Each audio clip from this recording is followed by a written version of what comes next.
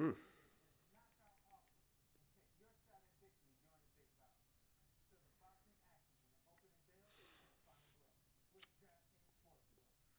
Okay, we're live. Let's see. Audio okay, not bad. Audio okay, I think.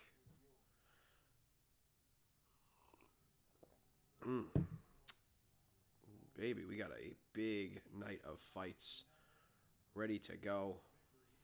Big night of fights ready to go. Let's see if my voice actually holds out for the rest of the evening. Getting over a cold.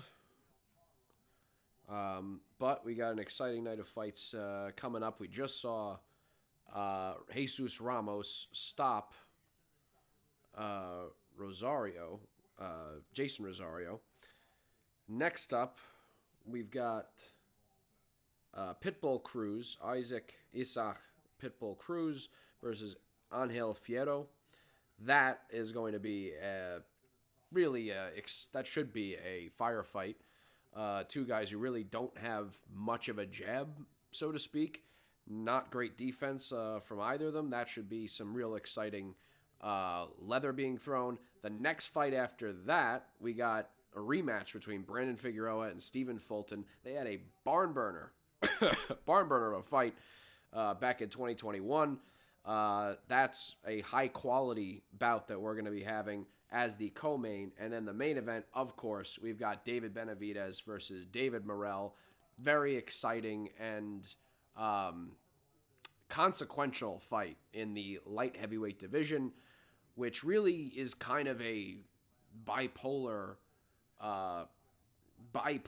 situation here, where you've got two main powers. You've got Artur Beterbiev, of course, the undisputed light heavyweight champion of the world, and my eyes undisputed.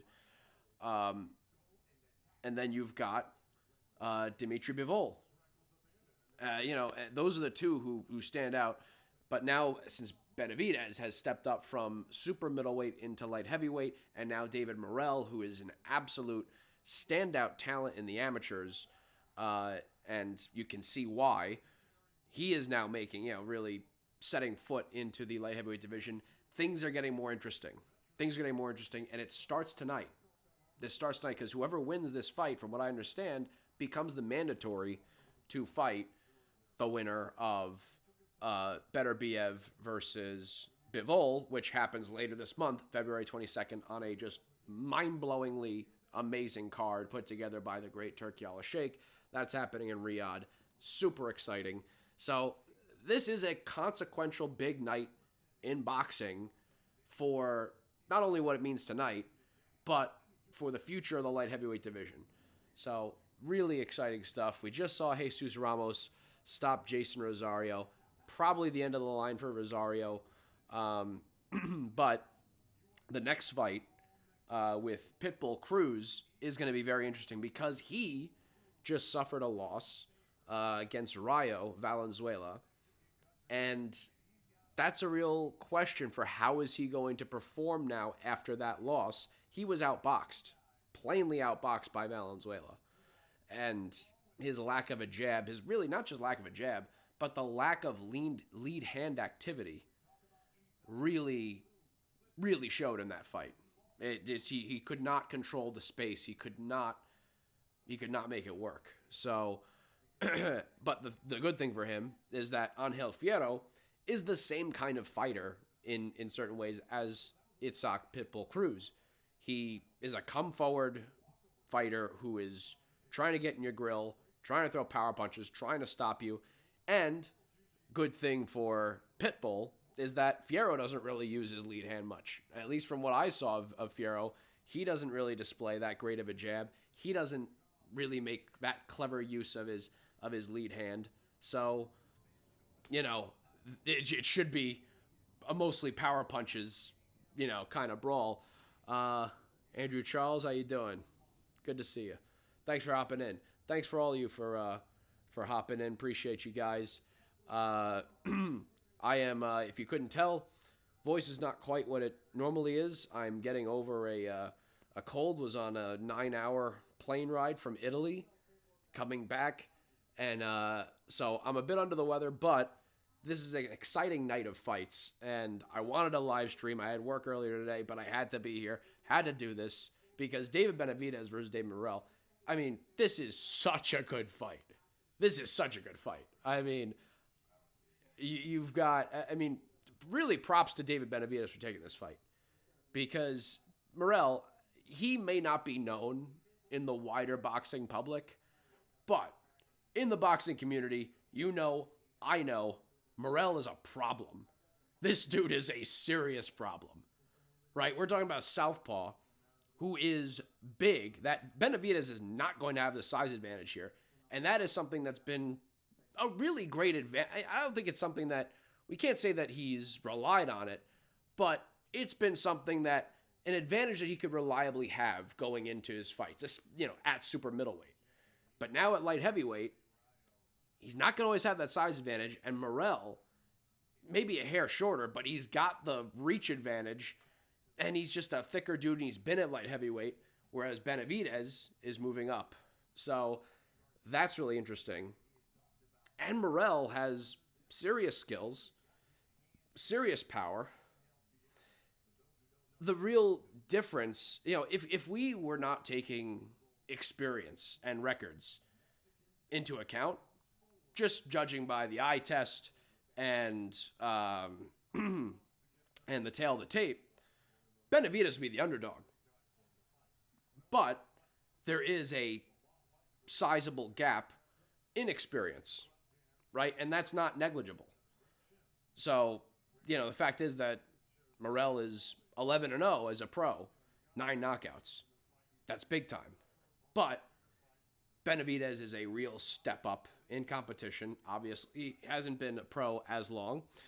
And very interested to see how is he going to deal with the onslaught of pressure that David Benavidez is going to bring. Because I don't think that Morrell has fought a boxer who presents that kind of challenge. So, how will he deal with that physically, on a physical level, and how will he deal with that on a psychological level? So, that's a fascinating... And how is David Benavidez going to deal with the athleticism, the craft, the power, the explosiveness of David Morrell? That's why we're here. So, very exciting fight, a very exciting night. And we, of course, got Figueroa versus Fulton 2 rematch of a barn burner. When you have a barn burner as the first fight, you know you're getting a barn burner for the second fight. That's how it goes. That's how it went recently with Amanda Serrano and Katie Taylor. Barn burner for the first fight, barn burner for the second fight.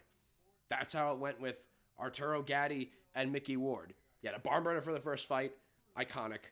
You had a barn burner for the second fight. The third fight, really iconic.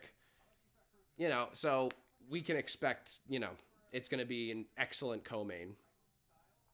And up next, we got this Pitbull Cruz. This Pitbull Cruz and Angel Fierro fight. Not much defense going to be in sight here. Not much of a jab going to be in sight. Power punching bonanza. You know, this is going to be some good shit, if I can say that. Andrew Charles, I like Benavidez fighting at light heavyweight. Yeah, no, I mean, the thing is that, you know, he did what he could. He did what he could at super middle. He called out Canelo, and Canelo made it clear that you know, it's not worth my time. It's not worth the risk. And I'm not even, I don't assign as much blame to Canelo for this as some other fans do. So, I mean, there's, on the one hand, it's like, well, Canelo, you were the man at super middleweight. You know, this undisputed champ. You know, you kind of got to take on the best. That's your responsibility.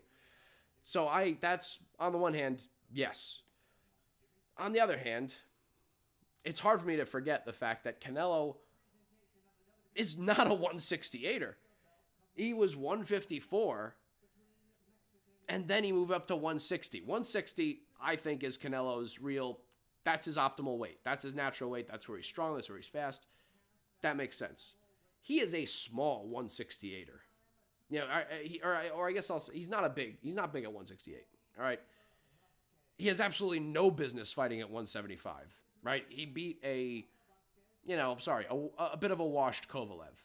Kovalev, who still had skills, still had his jab, still had move. You know, Kovalev wasn't, totally gone, but it was Kovalev's durability wasn't there anymore. And so that was the issue. Because Kovalev actually was fighting pretty well for a stretch of that fight. It's just that he was not going to be able to last, just with the durability that had been kind of beaten out of him. Andre Ward had kind of taken the best out of him at that point. Thank you guys for joining me again. Mentioned before, we'll see if my voice can handle the rest of this night, getting over a cold, but had to be here. If you're on the stream right now, please drop a like on the stream. Very much appreciate it. My voice will appreciate it. I can't really say all that much. I can't give that many like reminders. But anyway, I'd appreciate it. Okay. All right, so what do you guys got heading into Cruz versus Fierro? I mean, Cruz is going to be the favorite here. But he's coming off a loss. The thing is, though, Fierro doesn't seem like the kind of fighter who sure, he can beat Cruz. He's got a punch. He's got that, he's got power. But I think you need the defense, the skills, the ranginess, the use of a good jab. He doesn't have that jab. He doesn't use the lead hand very well. So I think Cruz should, this should be a decent bounce back for him. But, it's boxing. We'll see. By the way, did a poll on my channel the other day, put it up the other day. We got a couple hundred votes so far. A poll on who do you have winning between David Benavidez and David Morrell, and how do you see them winning, whether by decision or stoppage. So, heading into that fight, I will give you the results. But now we got the walkouts, and we got Fierro here doing his. Is that Fierro? Yeah, Fierro doing his walkout. So we'll have Cruz come next. I know Cruz was having there were some issues with his gloves or whatever, but it seems like they got that resolved.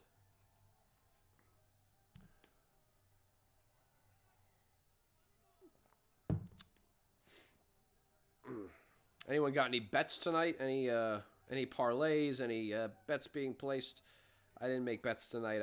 I was working all day today, and I just wasn't gonna make the bets.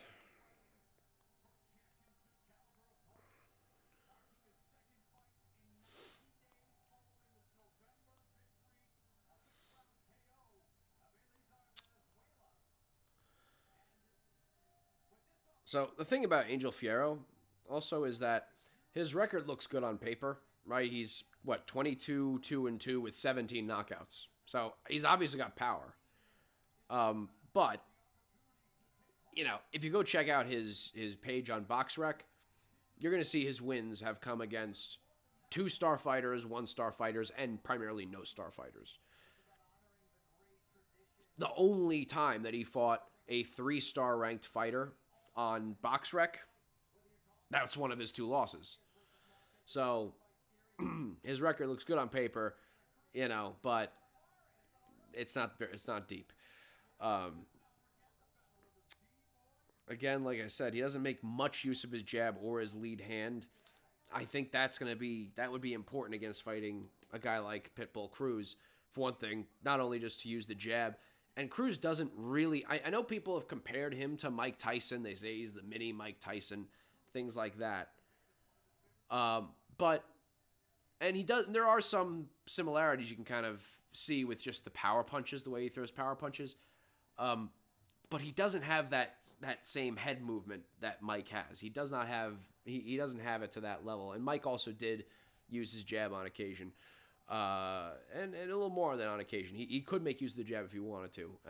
Cruz doesn't really go there. He's really more of just a power puncher. So Ooh, look at this. He's got a mask on. He's got like a mask covering his, it looks like it's like a dog. He's got a dog mask. It's got a snout that comes out. All right. Yeah, he's a dog. So, oh, right. Yeah, Pitbull. Yeah. So, boy, that took me a second there. So let's see. This should be a bounce back fight for Pitbull against a guy who's got power, but is not a technical wizard. So but there's some danger here. So let's see. I like Pitbull. It's hard not to like him. So let's see what he can do here. Andrew Charles, Pitbull's your guy. Let's see if your guy can get a nice bounce back. Let's see if we get a bounce back. People, if you're watching boxing tonight, you're in the right place. This is a big card for exciting fights, particularly. I mean, of course, you got the card on February 22nd. That's nuts. This is a really damn good card. This fight is really good. The next fight, Figueroa versus Fulton 2, a rematch of a barn burner. That's pretty much guaranteed to be another barn burner. And then you got the Davids going against each other. David Benavidez, David Morrell. Come on, excellent night of fights. Did cost $80, but I for the action that I perceive myself getting and for what it looks like we'll get, I'm not that mad at it. Not that mad at it. A little bit. $60 would make a little more sense. I'm not made of money here.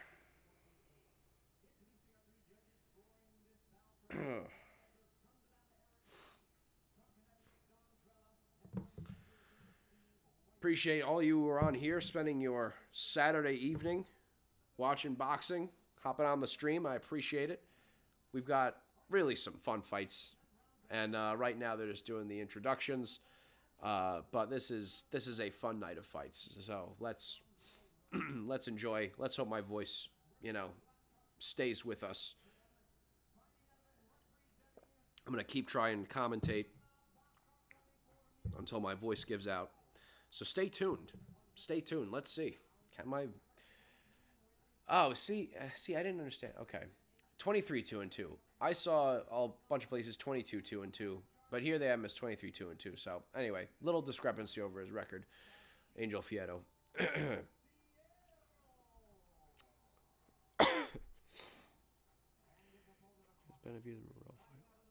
Am I going to broadcast Benavidez versus Morrell fight live here? No, I'm not going to actually broadcast the fight itself because that's going to get me copyright struck, claimed, whatever the hell. I'm watching the fight right now, providing my commentary of the fight. But no, I'm not trying to get nailed by YouTube for that. So I'll be commentating and giving you the action.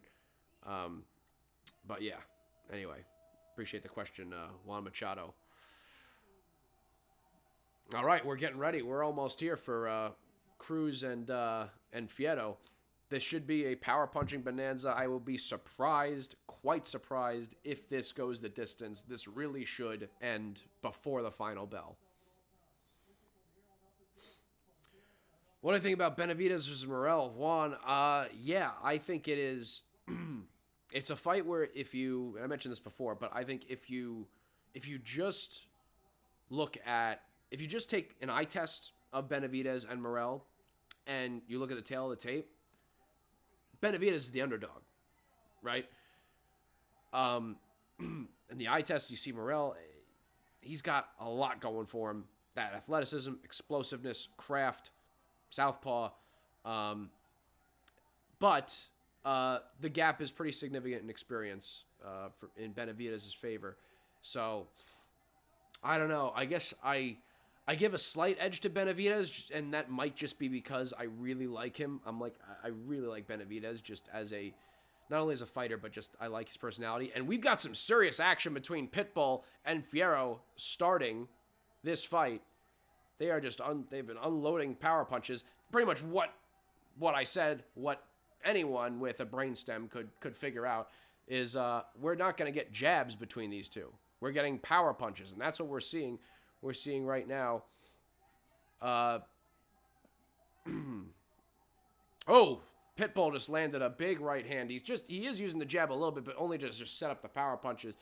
Kind of a token jab. Okay, yep. We got both men exchanging on the inside. Oh, okay. Pitbull actually using a little bit of a jab there, a couple in a row that landed cleanly. Big swinging left hook by Pitbull, totally misses. And throws an uppercut, not there. Pitbull is applying pressure. Fierro throws it, doubles up on the left hook to the body, end of the head.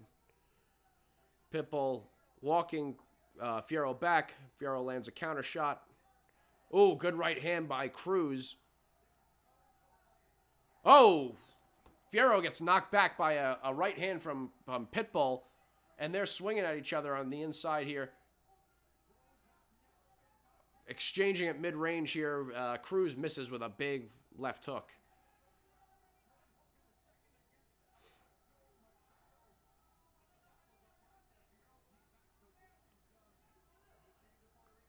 Okay, Pitbull walking Fierro back to the corner.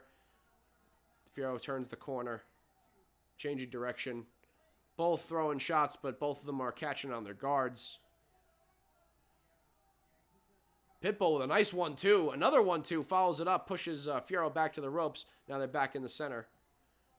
Both men exchanging shots. It does seem to me like Pitbull is getting the better of it so far in the first round. He's landed the more eye-catching shots, the cleaner shots that have actually knocked Fierro back a bit.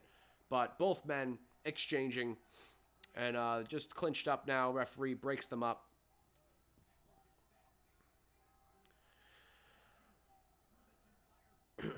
Okay, both kind of posing. Oh, Pitbull lands a counter overhand right. And Pitbull, oh man, changing between the left and the right, landing some shots. Fierro throwing back, not landing much. Fierro pulls back from a Pitbull shot, lands a nice little counter right uppercut, and Fierro lands a few shots toward the end of the round there. But that is an action-packed round, as you could expect for these two fighters. Pitbull definitely got that round.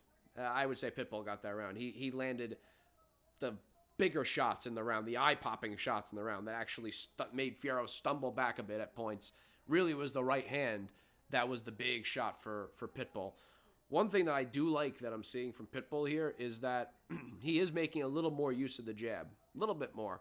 But one way that he did that was he landed a real nice 1-2 that caught Fierro. So, he's not going to be a jab-heavy fighter, being 5'4", and his style. But when he even incorporates it a bit more than he used to, it definitely is to his benefit.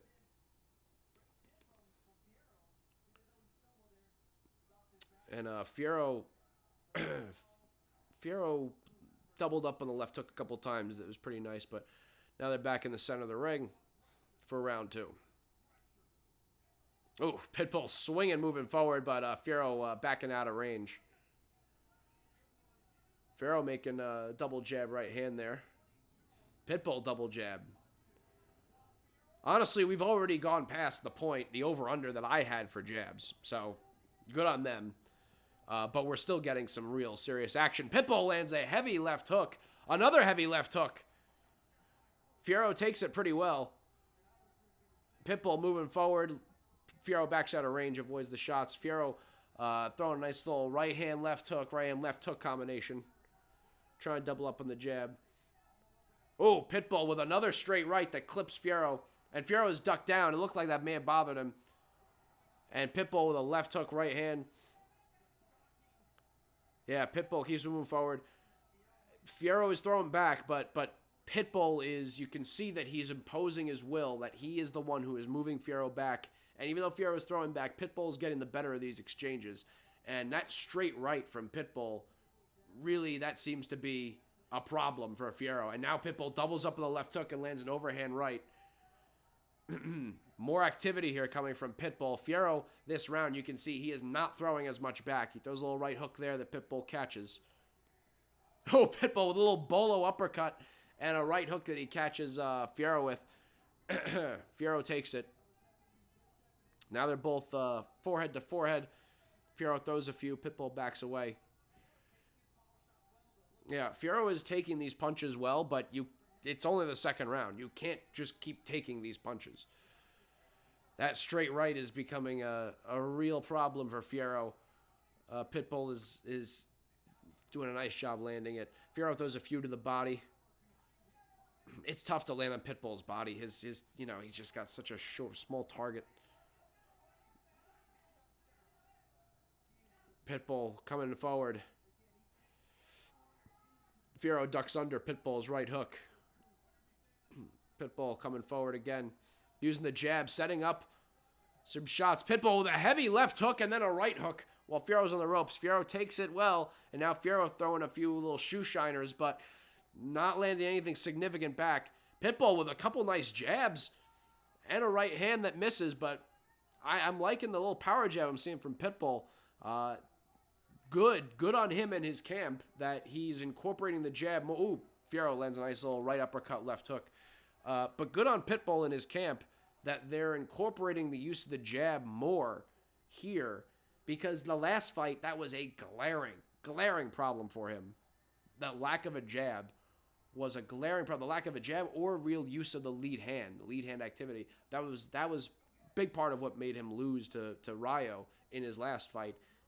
I think we can see that Pitbull is working on that jab more here in this fight.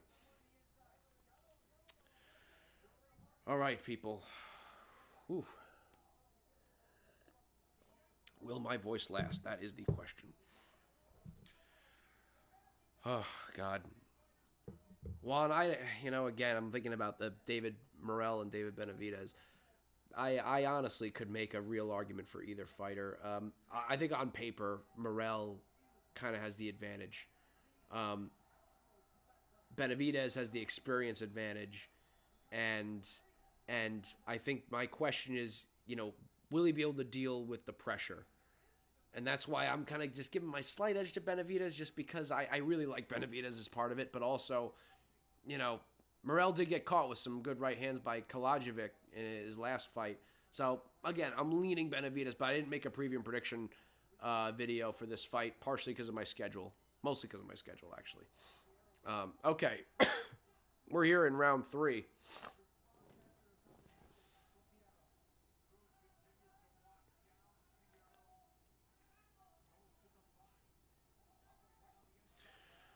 All right, round 3 starts a little quieter.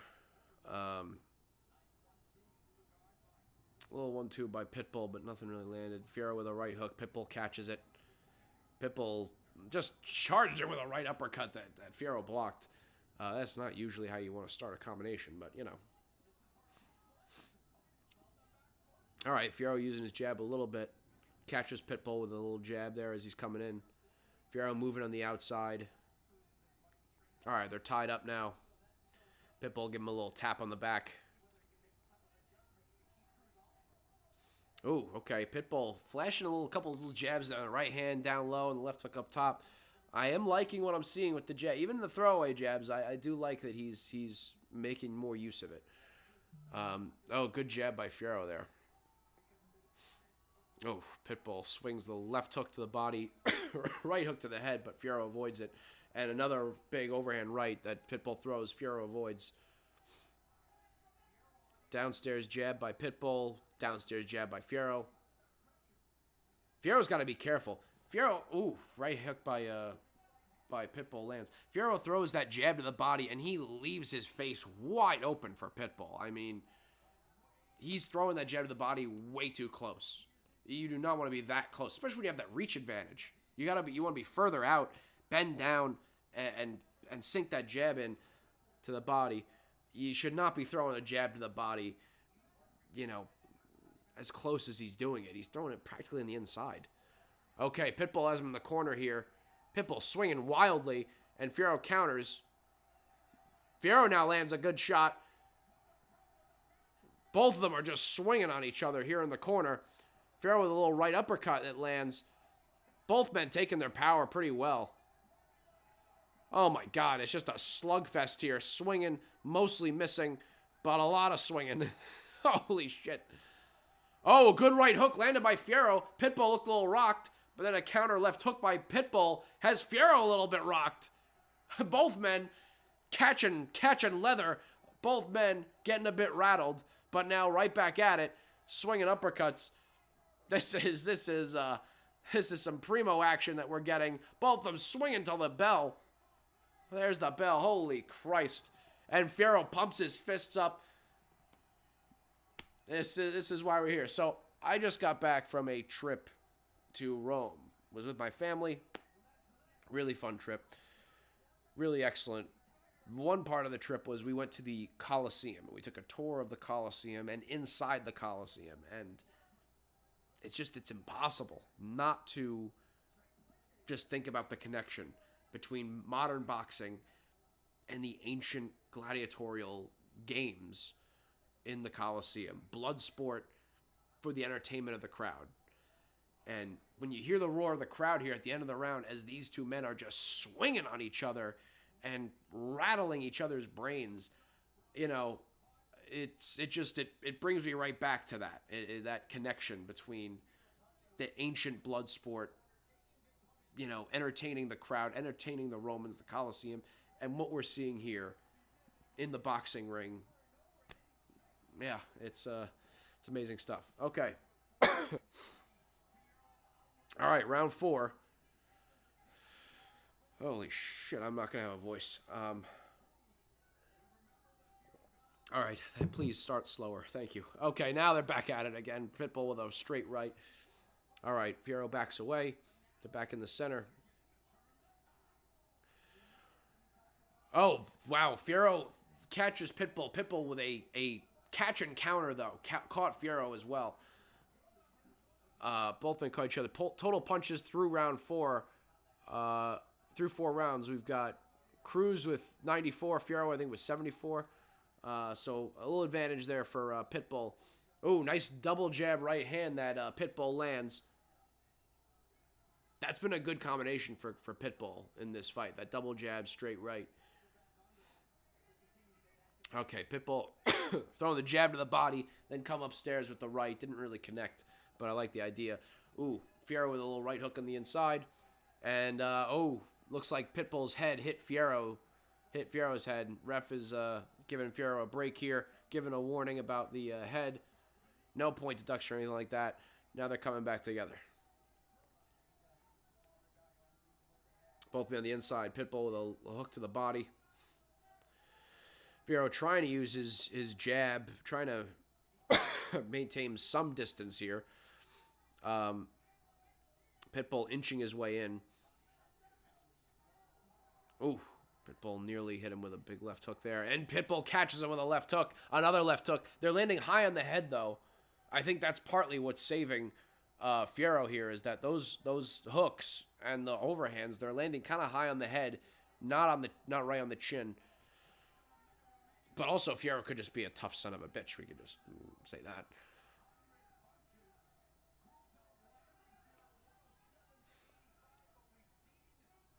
Okay, a little jab by Fierro. Ooh, okay. Fierro with a nice little jab, right hook. Pitbull countered. Fierro is trying to make... Oh, 1-2. Heavy 1-2 by Pitbull. Rocked Fierro back onto the ropes. But Fierro now looks like he's swinging back. He's kind of recovered from that. It was a momentary thing. But, man, the 1-2 has been effective for Pitbull. Whether it's the 1-2 or the 1-1-2, it's been really effective for him in this fight. And that's actually probably been the best, most damaging punch for him, actually. Okay, Fierro landing a few shots. Avoids a, leaping left hook by Pitbull that he avoids. But then Pitbull lands a right hook. Let them cook, that's right. Holy Christ. Okay. Yeah, it was becoming a decent round for Fierro. But then Pitbull landed some big shots. And I think was able to steal the round. We see David Benavidez arriving with his lady and his son. Very nice. Benavidez minus 245 favorite. Morrell plus 195. Honestly, honest to God, I think it should be 50-50 or the slightest of edges to Benavidez just for his proven track record, for his proven pro track record. But even there, he's a little more of a favorite than I would make him. But but anyway, Fierro was trying to make use of his jab more and was doing a decent job for part of that fourth round using his jab. But Pitbull landed a nice 1-2 that rocked Fierro back to the ropes, and I think that was the standout moment of the round. That's going to stick in the judge's head. I think that's what gives him the fourth round there. Gives Pitbull the fourth round. All right, we're here in the fifth. Oh, okay. Pitbull throws a little jab downstairs, a right upstairs, but Fierro kind of rolls with the punch, so he took the sting off that right. Ooh, right hook to the body, left hook to the head by Pitbull, and an overhand right that lands on Fierro. Pitbull is starting to land a little more consistently, at least here at the start of the fifth.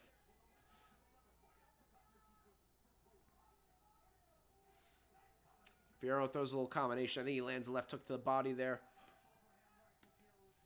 Pitbull ducked a right hook by Fierro. It was good. Pitbull with a nice little counter jab and a straight right. Ducks under Fierro's hooks. Fierro lands some shots here and there, but the standout punches are landed by Pitbull. And maybe it's just because Pitbull's got a better poker face, but I do think he's landing some of the real more cleaner shots, especially to the head. Oh, it looks like ref's giving a warning to Pitbull. Being warned maybe, I think, for the use of the head, was it? I don't know. Okay. Again, nice little jab by Pitbull, and Fierro counters, but Pitbull catches it on the guard.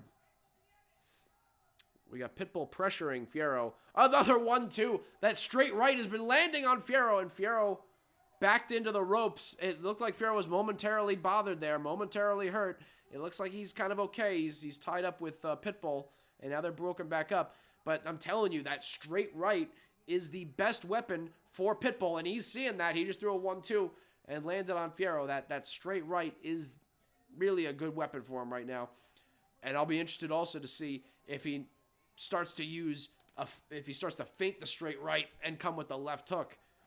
But also, if it ain't broke, don't fix it, you know. He's landing that straight right. Although Fierro just ducked under the cross that Pitbull threw. Oof, okay. All right, they get broken up by the ref here. Back in the center. Pitbull right hook kind of lands on the kidney there. Ooh, Fierro lands a little right hook on the head. Pitbull lands a little overhand right, partially lands.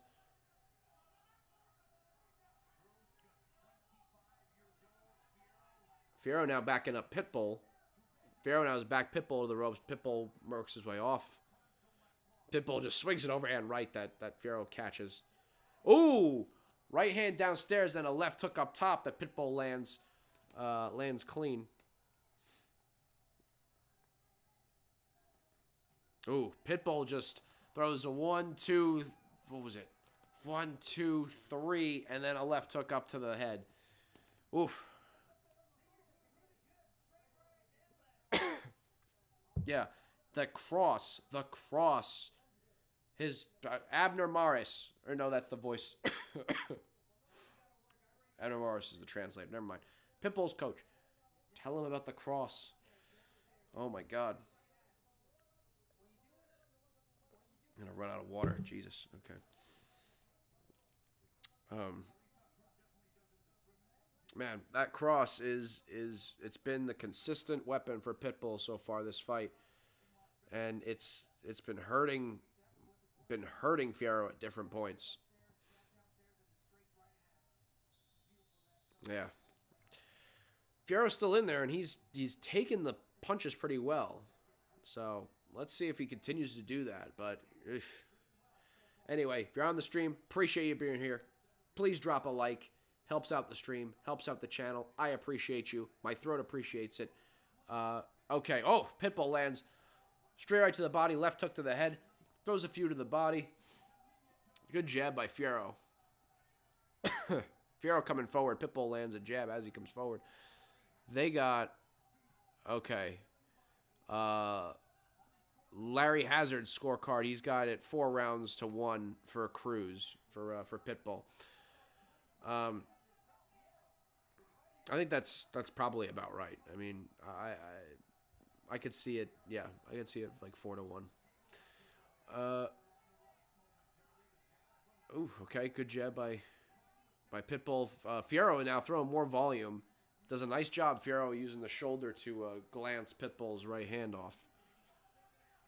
Fierro now moving forward. Fierro's showing a little more aggression. Pitbull flashing a few jabs. Pitbull making more use of the jab right now as Fierro comes forward.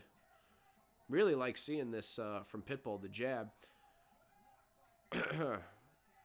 But yeah, Fierro, more activity. This is smart by, I mean, it's a good adjustment by Fierro. He can't just let Pitbull be walking him down the whole time. He's got to be moving forward. He's not a boxer who's going to be boxing on the back foot. So he's making the adjustment. More volume, coming forward. He's having a better round here so far. Good jab by Fierro.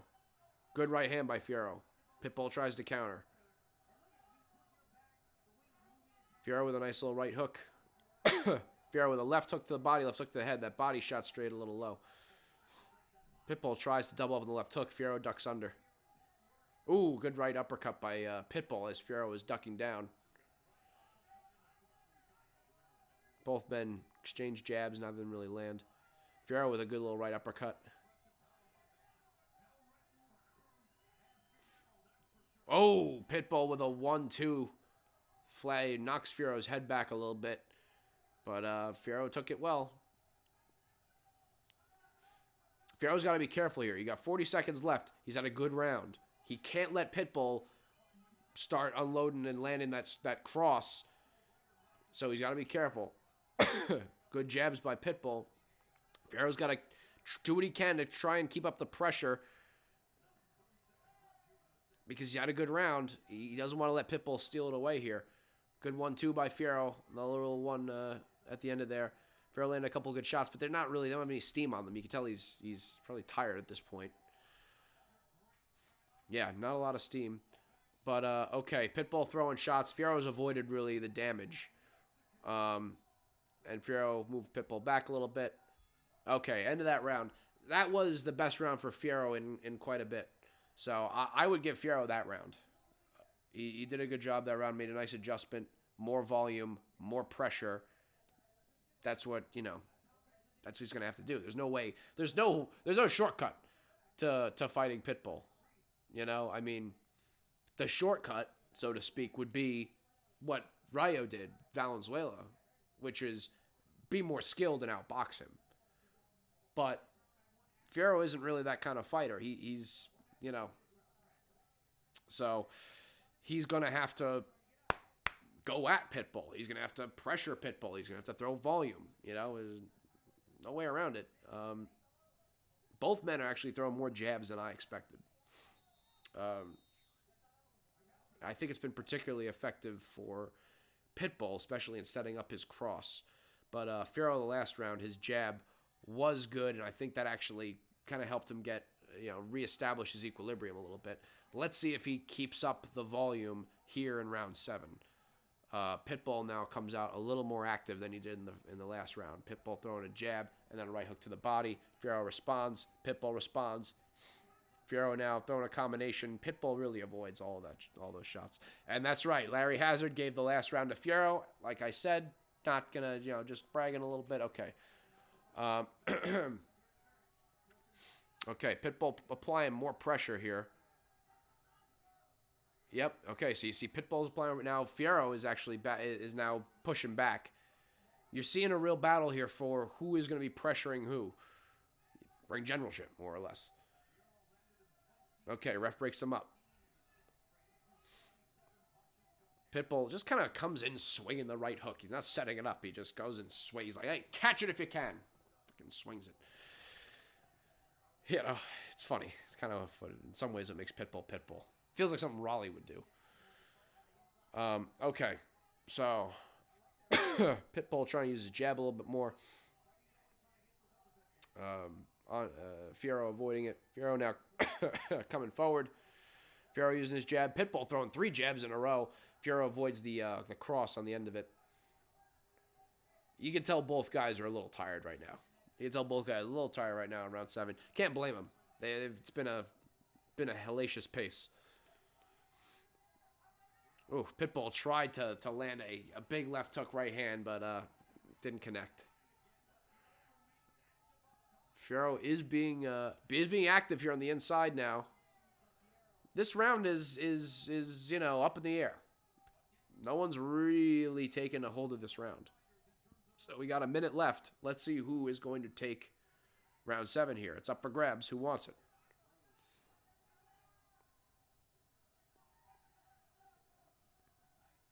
Pitbull keeps trying to throw that jab to the body, right hand. He's setting up that. The problem is with that, you gotta set it up first. Throw more jabs to the body, or throw more right hands to the body, so that when you throw that jab down low, then he, covers up down low. Okay. Pitbull tries to come and throw a double jab. Fierro comes back at him. Fierro now responds, right hook. Pitbull getting backed up a little bit here. Pitbull, nice little cross upstairs. Catches Fierro. Fierro responds. Pitbull lands a counter left hook. Pitbull another left hook and a cross. Tough round. That was a up in the air round. Pitbull did land a few of the nice cleaner shots there at the end of the round. But, yeah, that was a close one. That's a bit of a swing round.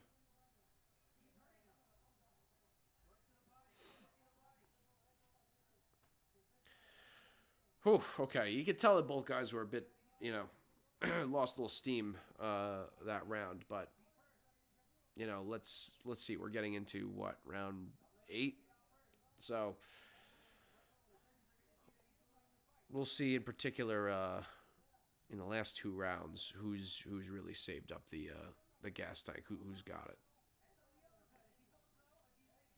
Oh, I was showing a replay of Pitbull with that jab down low and that cross up high. I do love that combination. It's a great combination. Usyk used it really effectively against Tyson Fury in their rematch. That jab low, cross high. It's a great combination. I love it. The 2 most direct punches. And you're really able to load up on the right. Okay, they're back in the center of the ring here. Both men exchanging jabs. Fierro ducks under Pitbull's cross. Pitbull throws a few hooks. Fierro avoids them.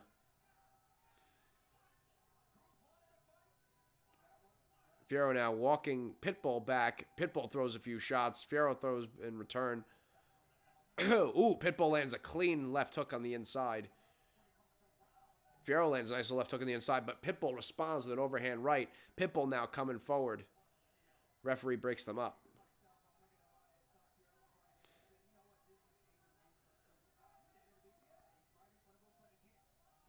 Both men kind of standing, head-to-head, toe-to-toe here. Okay, now they're crossed up. Referee's going to break them up. Okay, now bringing him back in the center. Ooh, Pitbull, nice little uppercut. Ooh, Pitbull, counter left hooks. Lands, Fierro, double left hook, lands on Pitbull. Both men taking each other's punches well here. I'm kind of, good left hook around the guard by Pitbull, around Fierro's guard. That was nice. Fierro responds.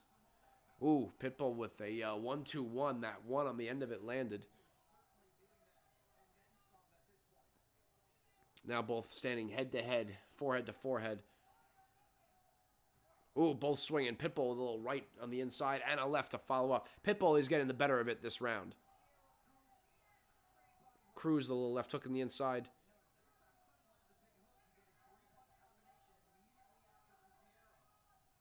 Ooh, okay, both unloading.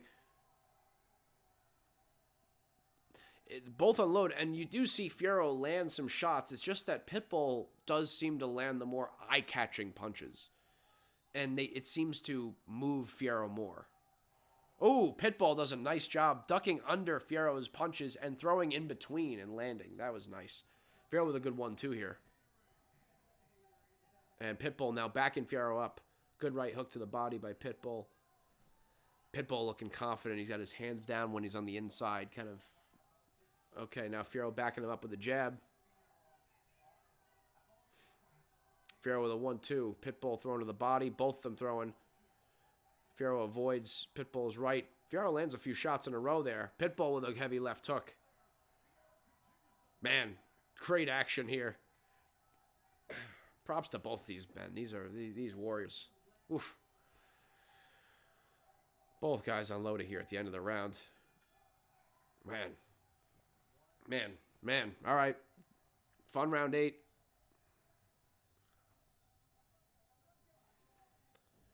Appreciate you, Divas on. Yes, good to see you again. Glad you're on the live stream.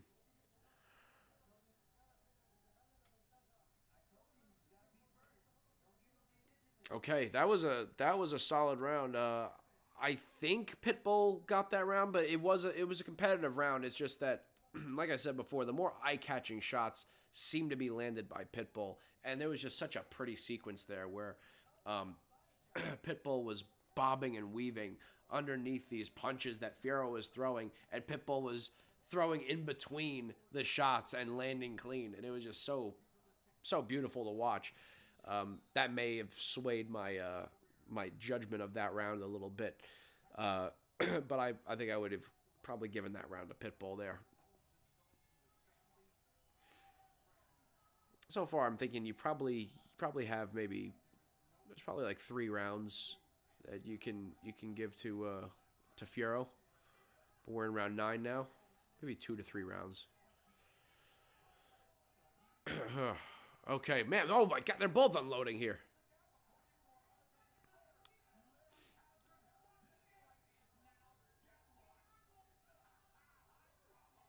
Oh my God. Oh wow. So Larry Hazard actually gave the last 3 rounds to Fierro. Interesting. Okay, it's even on his card. So if we're in round 9, so he would, I guess, given 4 rounds to Fierro and 4 rounds to Cruz. So, okay, it looks like total punches landed through round 9. It's Cruz, Pitbull 202, Fierro 187, Pitbull 40%, Fierro 30%. I didn't get a chance. I didn't read the total thrown. But I imagine it's an ungodly number from both of these guys. Okay, sorry, I have not been I've not been doing a good job commentating this round. A lot of action, though. Pitbull landed a good overhand right, a good little left hook here. Fierro throwing back. Pitbull with a good counter right hand over Fierro's outstretched arm. Ooh, Pitbull kind of fainted there, but Fierro threw and landed on him. Now they're tied up. Referee is breaking him up here. And they return to the center of the ring. Oh, both men exchange jabs there. Both land cleanly. Pitbull comes leaping in with hooks to the body and tries to land up top. Landed maybe a couple of shots to the body there, but it didn't land cleanly on the top. Okay, Fierro now backing Pitbull up. Ooh, big right hook by Fierro, but then a left hook by Pitbull. Pitbull, a couple hooks to the body didn't really land. Fierro countered, and now Pitbull with a good combination up top. That ducks under Fierro's counter. Ooh, Pitbull doubles up the left hook, lands a good cross to the head. Pitbull again lands another shot. It's just his shots are moving Fierro. They're moving his head, and you gotta imagine that's gonna weigh on the judges. Fierro is landing shots, but Pitbull, it just seemed to be absorbed. Oh, good left hook by Pitbull. Both men are unloading, but Pitbull is landing the cleaner shots here, getting the better of it, in my view. Ooh, good counter left hook by Pitbull. Pitbull ducks under the counter. Ooh, good left hook by... Oh, my God. Pitbull countered with a... Pitbull's left hook in this round has been deadly. And a cross by Pitbull at the very end of the round. Ooh, baby. Okay.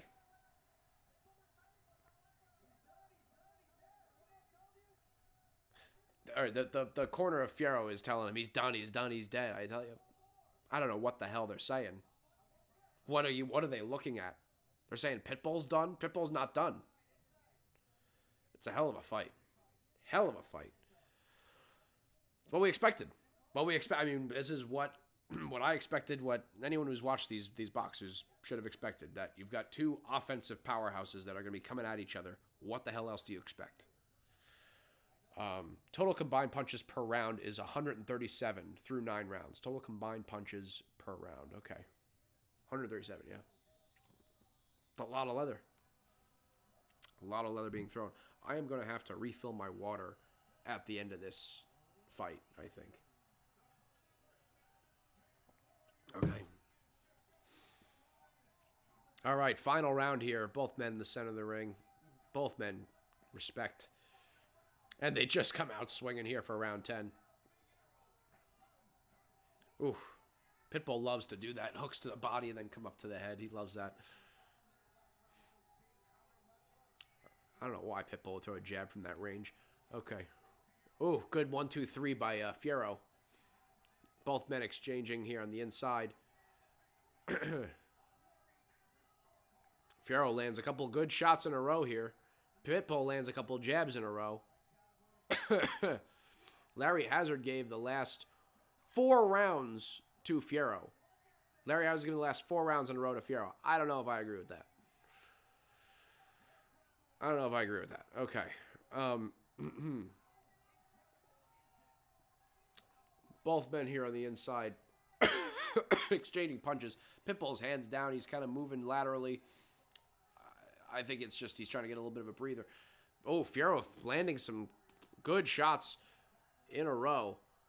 Pitbull's taking it well, but okay, now they're back. Both getting a little bit of a breather.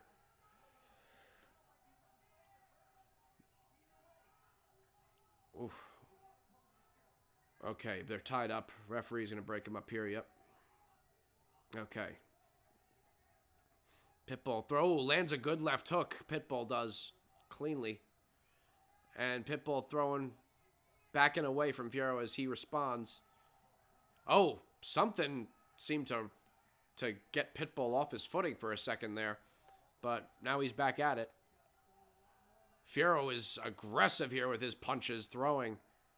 And Pitbull, oh, good right hook by Fierro. Pitbull responds with a good left hook. Both men exchanging here on the inside. We've got 52 seconds left in the round, in the fight. Both are swinging, neither landing. Pitbull lands a little right hook in the end there. God, I don't know how they're not both just collapsing from exhaustion. Holy shit. Pitbull landing a few shots in a row. How has neither of them been knocked down? Pitbull with a good overhand right here that lands clean. Fierro takes it just fine. Fierro swings a right hook. Pitbull ducks under it.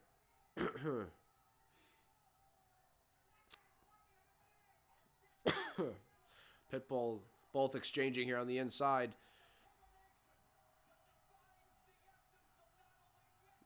Wow. Both men exchanging. Fierro was throwing more punches there at the end. Pitbull was ducking under. Both men hugging each other. Really pumped up. Both of them are showing a ton of respect to each other.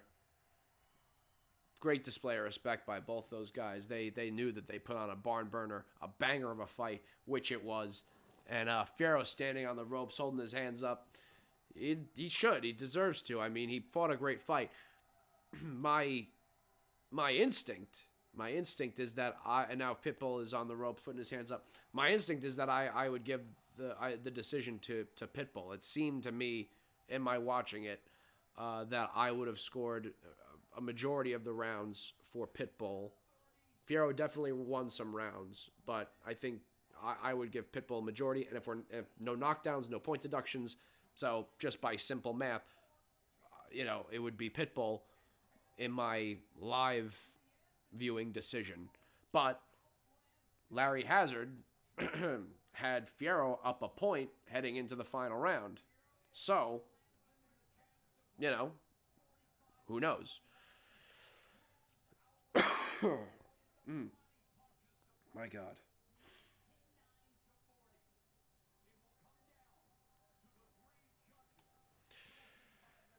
Whew.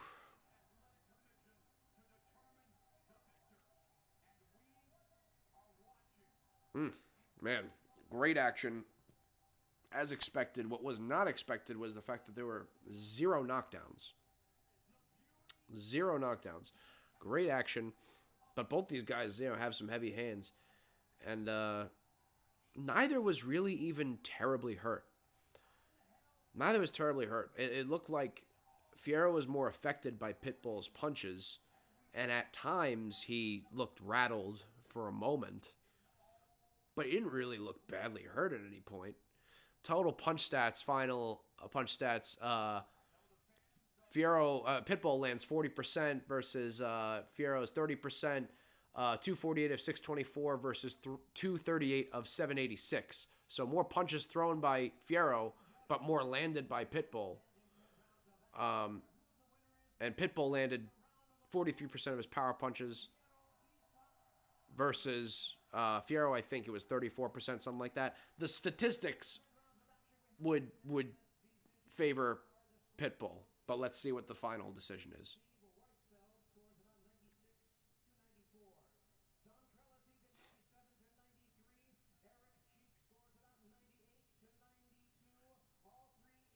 Unanimous decision.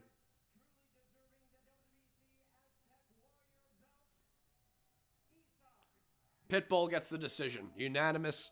96-94 was the closest scorecard. And it went up from there. Like I said, I felt like Pitbull got the decision. And that's what it was. But man, they put on a hell of a performance. Fierro, hell of a performance. Both men showing a ton of respect to each other in the ring. They were both hugging it out. Pitbull putting the Aztec belt, sharing it here with Fierro. They're both holding it. Great show of respect by both boxers. Both raising the belt in their hands. You love to see that. It's it's the thing that it's in a lot of ways what makes boxing feel redeemable in some ways. And not to say boxing redeemable, like I love this sport. I've loved it since I was a kid. But, of course there's, we're watching people batter their bodies and, for our entertainment. They're choosing to do it. It's voluntary, of course.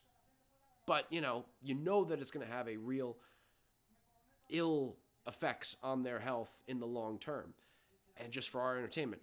But when you see the kind of respect at the end of a fight, when you see both of them,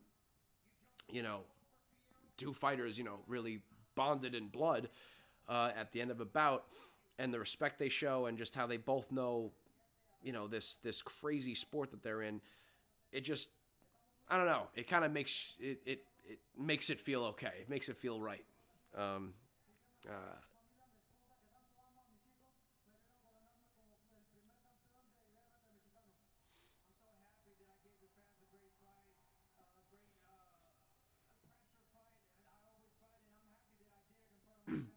Pitbull saying he's so glad he gave the fans a great fight in front of the fans, in front of his wife. It was an amazing fight. Fantastic fight.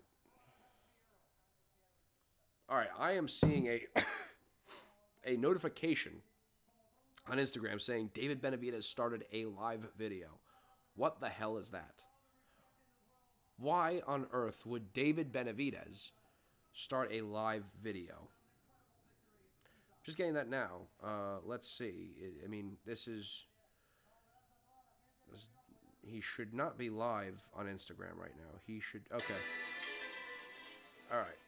It's him in the dressing room, But anyway. All right. That's Dave Benavidez's live video on Instagram there. All right, fine. As long as it's just him in the dressing room getting his hands wrapped, that's fine. I don't care. Okay, good. For a second, I was going to be worried that he was going to be talking or something. I'm like,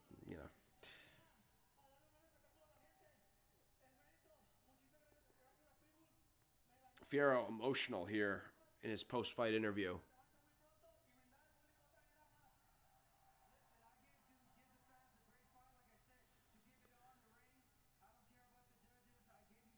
Yeah. Okay. So Fierro saying that I gave the fans a great fight. That's what I want to do, and I don't care about the judges, and I hope that Pitbull gives me a rematch. I think he probably thinks that he should have won the fight. Understandable, but I thought that Pitbull, I thought he got it. It's a great fight, no matter what.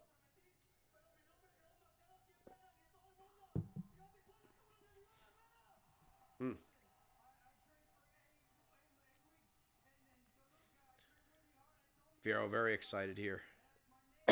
Very emotional here after this fight, as he should be. Pitbull is real known commodity.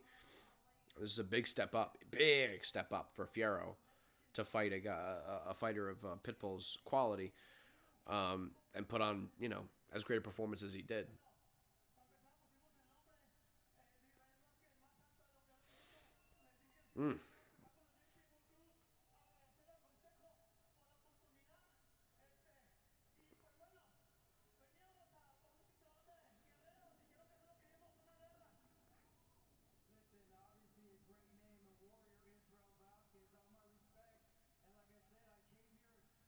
Okay, given his respect and all that.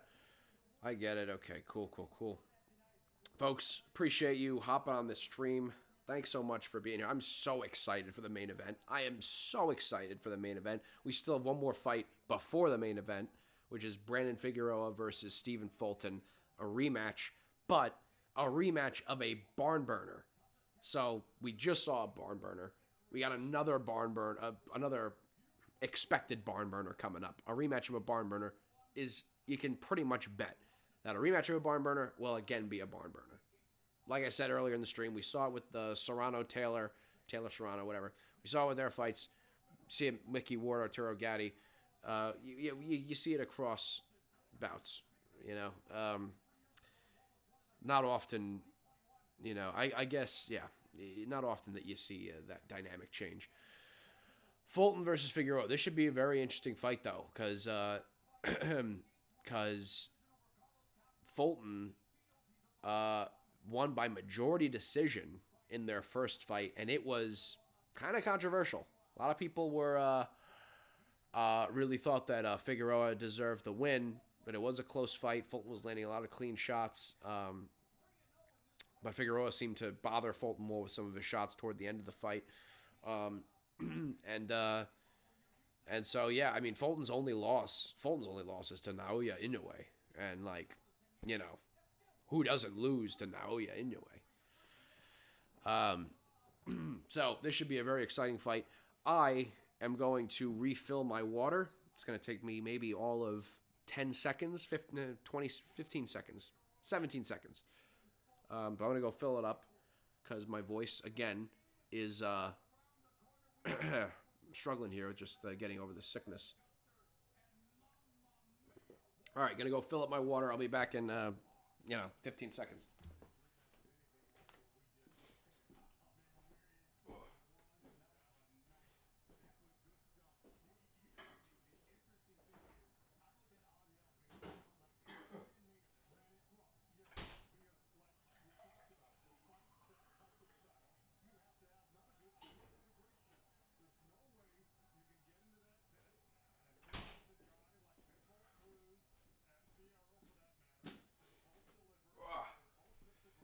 All right. I brought the water here. Okay. Oh, holy shit! Did the color scheme? There we go. The colors got out of whack for a second there. Okay. All right, we're back.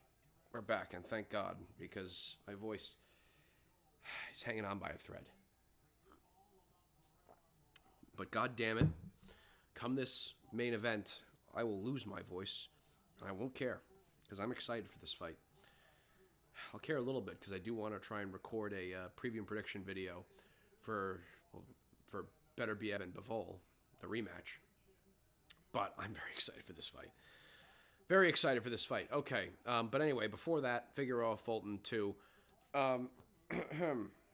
And like I said earlier, we've got a poll that I posted on my channel got a few hundred votes so far on how the main event will end. Who's going to win? How's it going to go? Will it be, David Benavidez by decision, by stoppage? Will it be Morrell by decision, by stoppage? So far, how many votes we got? So far, we've got over, around 266 votes. And it's a little more lopsided than I thought. But we'll go to the results right before that fight comes. But we have the co-main event coming up, which, by the way, for the record, is a title fight. This is for Figueroa's WBC featherweight title. Like I said before, Fulton beat Figueroa back in 2021 when they fought by majority decision. Close fight, some controversy really over the scorecards. So let's see what happens this go around. Some stats from that fight. Where the hell do I have the stats here? Figueroa had a lot more activity, threw over 1,000 punches, about 300 more than Fulton. However, Fulton was more accurate, connecting with 37% of his punches, according to CombiBox, compared with Figueroa's 29-30%. But like I said, Figueroa seemed to hurt Fulton a couple times later in the fight. So let's see how this one goes. It was a barn burner. It should be another barn burner for Figueroa's WBC featherweight title. But then we get the main event. Then we get really what I'm very excited for. David Benavidez, David Morrell, light heavyweight division titles on the line for that fight too. We've got David Benavidez is the WBC interim champ, and Morrell is the WBA regular champ. So I think, technically, Beterbiev is still the undisputed light heavyweight champion. Benavidez, interim WBC champ. Morrell, WBA regular champ, whereas I think Beterbiev is a WBA super champ, the super duper belt, which is the one that's held in higher regard. Okay. So, so how do you guys weigh in here? What is the chat thinking about the main event? And also, if you want to weigh in about the co-main event, Figueroa versus Fulton rematch, feel free to let me know what you think. But how do you guys have Benavidez versus Morrell shaken out? Any bets? Do you place any bets? Any parlays? Let me know what you think. Let me know what you got. I did not place bets on this card.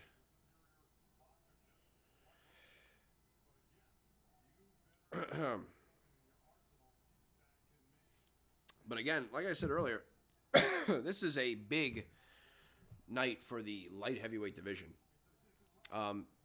Because it's a weird division where you got these two heads of the snake at the top, who have been for some time now far and away the best in the division, in Beterbiev and Bivol.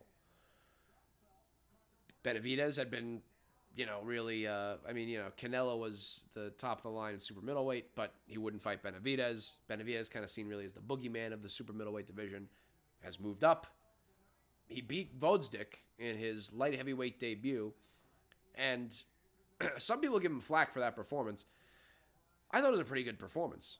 I mean, there was a little nitpicking things that I could say about Benavidez's performances. I thought he gassed a little bit. He didn't throw as many punches as he normally does, but also Vodzdik is a very, he's a skilled boxer with a sharp right hand.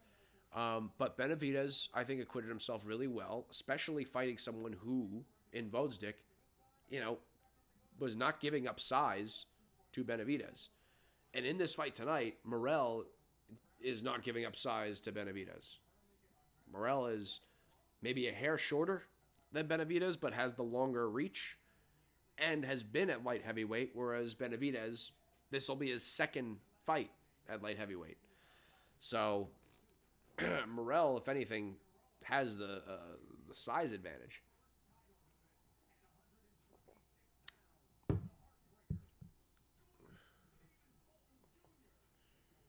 Steve is on, says try hot water. I'm not trying hot water. Also, I'm not going to just leave and go boil water while we got this going on here. All right, another reminder, folks, on the chat, if you want to drop a like, I very much appreciate it on the stream. Like the stream, and I will appreciate it. Okay, we got Figueroa versus Fulton coming up here. Figueroa taller. Figueroa's got a 2-inch reach advantage. 2 years younger, 28 years old versus Fulton being 30 years old. That could make a difference here, actually, if we think about it, in that we're talking featherweights. So age matters a bit more, you know? You age quicker at these lighter weight classes because the activity rate is higher. You know, hands are faster. Reaction time needs to be quicker. Heavyweights, light heavyweights, you know, where Benavidez is at 40 years old, you can get away with being a bit older since not as much activity. So, you know, in heavyweights, you know, George Foreman, you know, B-Hop at light heavyweight was able to go long. At featherweight, when you get a 3 in front of your age, you know, it starts to become an issue. I mean, I guess unless you're a phenom, a freak like Manny Pacquiao, who, you know, still, of course, he aged, but, like, the fact that he beat Keith Thurman at welterweight at 40 years old, 41, whatever the hell he was, absolutely nuts. Nuts. And Floyd Mayweather, of course, he aged very, very well. But let's see. Let's see if age, you know, affects Fulton here. The thing also, though, is that athletes these days tend to age better than they used to. I think that's just a product of modernity, right? Modern medicine, modern athletics, modern nutrition, modern, you know, training methods. You know, just a better understanding of nutrition and kinesiology and how it all works. I think, you know, athletes tend to age a bit better, although, you know, there was definitely, you can't argue with Archie Moore back in the day. Okay, so we got Figueroa, Heartbreak Kid, now making his way to the ring after Fulton already made his way to the ring. So we are getting closer to this co-main event kicking off, which, like I said, I expect to be a barn burner of a fight. Figueroa has a chance to avenge this loss and defend his title because he's got his WBC belt on the line. Fulton has a chance to become champion again. Rub Figueroa's nose in it. Say, you know, no, there was no controversy the first time. I deserve to win. He can prove that here. So, let's see what happens. Jimmy Lennon Jr. doing his little introduction.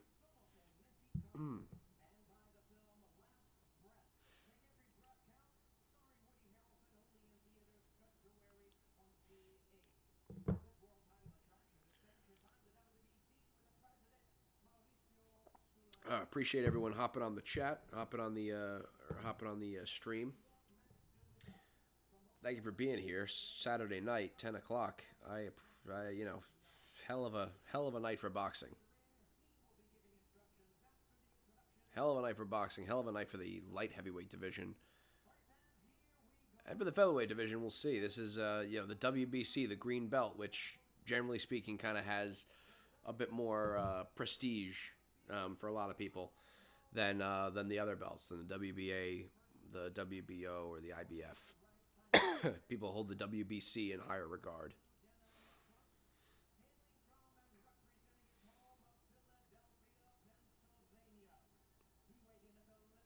Okay, so this is Fulton's third fight here at 126. Because, yeah, he was champion at 122. He got beat by Naoya, who, who beats everybody. Also, we're seeing a lot more movement surrounding the Canelo versus Crawford potential battle happening. People are talking about September for that happening then. If that fight gets made, ooh, that would be... It would be exciting. It'd be exciting. Yeah, I'd definitely make a preview and prediction video for that. No doubt about it. But I definitely have my thoughts on who I favor in that fight at this moment. And we got Figueroa getting his introduction here, getting just a little closer. I haven't really thought about this fight that much. I haven't made that much of a analysis or prediction or anything like that. But I'm gonna make I'm gonna guess that Figueroa gets his revenge. I think he's gonna get his revenge. He had a great Figueroa in his last fight. Great performance against Jesse Magdaleno. I know Magdaleno kind of at the end of his career here, but he stopped him with a picture perfect liver shot in the 9th round, and that was just that was rough. So, Fulton also just a little older. 2021 was when they last fought. 3-4 years ago. Figueroa is now matured a little more. So I give the edge to Figueroa, but let's see what happens. Okay. Both men in the center. Figueroa working the double jab. Ooh, Fulton, nice little counter jab as Figueroa trying to come in with a right hand. Oh, that's interesting. Fulton's got like these jean shorts. I don't think I've ever seen like the jean shorts style of trunks. All right. Figueroa working that double jab. Trying to, kind of work his way into range here. Both men at long range right now. Figueroa a little right hand to the body. Figueroa again with a double jab. Fulton backs out of range. Yeah. Figueroa just looking to work that double jab here. And Figueroa just switched southpaw. Interesting. Figueroa giving Fulton the different look. Doing a lot of lead hand movement. Now switching back to orthodox. Not sure what to make of that. Him switching southpaw there. He might just give him a different look or trying to play mind games. I don't know. But I don't think Fulton's going to fall for that. Oh, wow. Okay, yeah. Oh, wait. Is Figueroa... I forget. Does Figueroa switch back and forth a lot? He just switched again. And now he's back to orthodox. All right. Both men just kind of, again, feeling out. Fulton landed a nice little jab there. And backs out of range as Figueroa tries to jab to the body.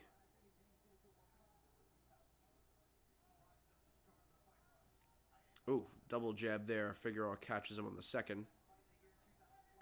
Ooh, Fulton with a nice counter jab as Figueroa came in with a double jab. Seems to me right now like Fulton is getting nice little timing, getting the rhythm of Figueroa, using a good counter jab on Figueroa as Figueroa is trying to come in. And now Fulton being more active with his lead hand, touching Figueroa's lead hand. Tried to catch him with a cross, but didn't.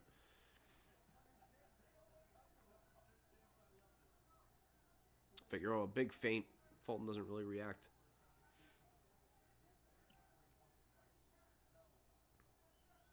Yeah, Fulton throwing a jab there. It looks like he's trying to bait Figueroa to commit.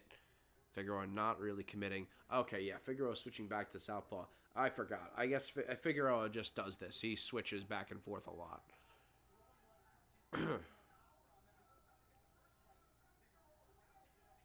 Yeah, I would expect Fulton to have the advantage in the first few rounds. The question is, will Figueroa build up enough of a head of steam that Fulton can't handle? Let's see what happens, but bit of a tentative first round from both boxers.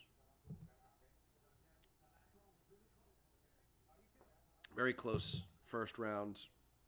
I like the counter jabs that Fulton was landing. I think Fulton landed the cleaner jabs. All right.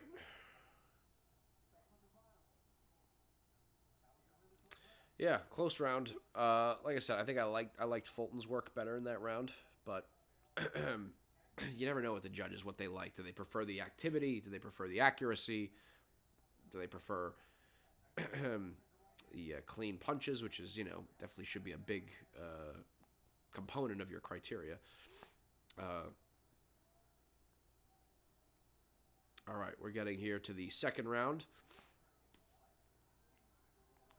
Ooh, Figueroa just tried to land a little lead hook right hand.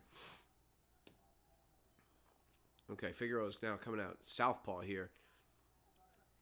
And you got a lead hand battle as Figueroa kind of getting the better of it with his hand on top, and he switches. I can't every time. I mean, he switches so much. He's orthodox again. God, that's got to be weird to fight. That's going to be really weird to fight.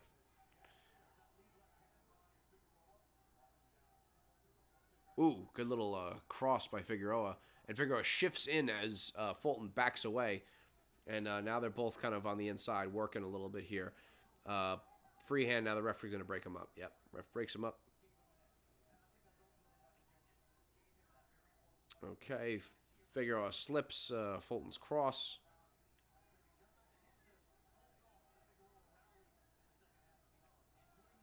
Ooh, Fulton landed a nice cross on Figueroa in an exchange there. It was clean.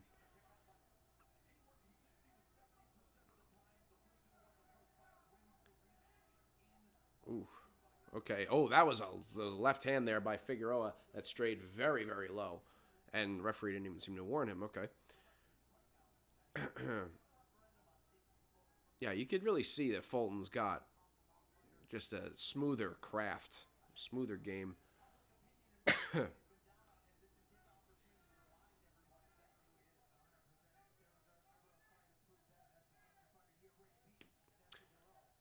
All right. Wow. You see Figueroa does these big movements when he's trying to feint. Big move, but that's just too much.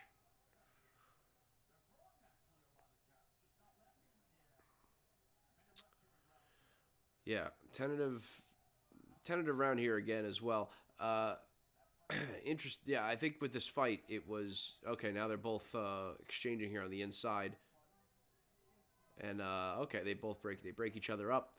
Now Figueroa getting good positioning here, walking Fulton, but now Fulton walks away. Figueroa moves in, lands a little cross. Referee breaks them up.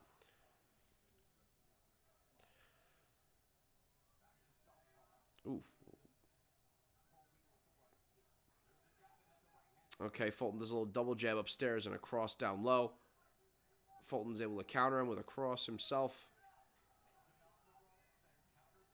Fulton moves in. Not a lot of clean work by either of these guys. Not a lot of clean punches being landed. Round ends. I don't know. Not a decisive round there.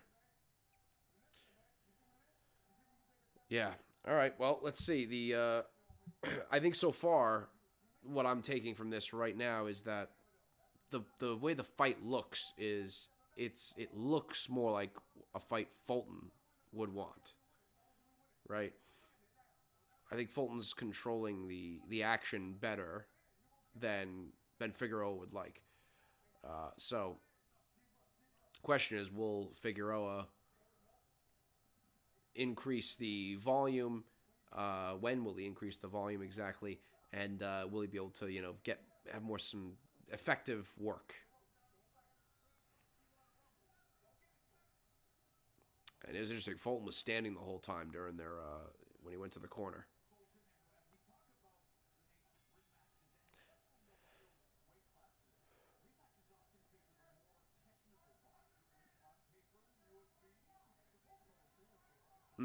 Okay, Figueroa came forward. Some shots. Fulton counters. Yeah, you can see Fulton clearly is the more skillful or more crafty of the two. Ooh, Fulton went for a counter right there. That a lot of snap on it, but didn't land. Fulton goes for a cross downstairs, doesn't land. Ooh, swinging right by Fulton that partially lands on Figueroa. Figueroa is now kind of against the ropes and just waiting on Fulton. Now Figueroa comes forward. Fulton with a nice little clean right to the body. Ooh, Figueroa with a good little lead cross.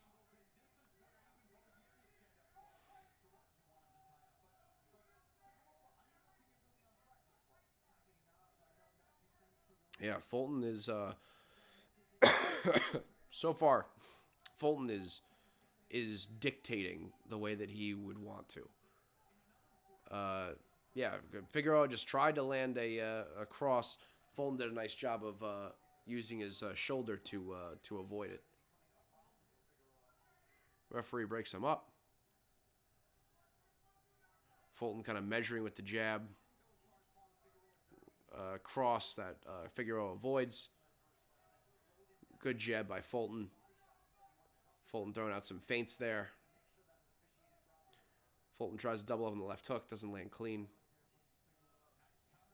Fulton throws a little left to the body.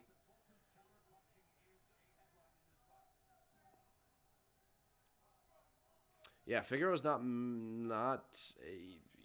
the problem is, okay, now Fulton moves forward. He gets Figueroa on the ropes. Kind of uses his cross arm on the head, trying to throw with a free hand, but now the referee breaks him up. Fulton's got to try, and I think he's got to use his jab more to try and push Fulton back, get Fulton to the ropes where, you can at least unload some work and Fulton won't have any linear movement to retreat, So, again, Fulton tries to... Fulton with a good cross that clips Figueroa. Figueroa took it well, but that was clean. Ooh, another good little cross by Fulton. Fulton definitely winning this round. This round's about to end. Clear Fulton round.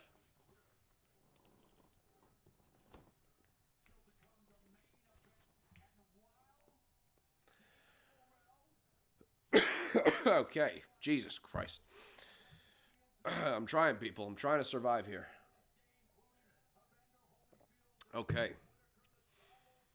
So far, Fulton is doing a good job countering and dictating. And we're seeing David Benavidez getting his hand wrapped.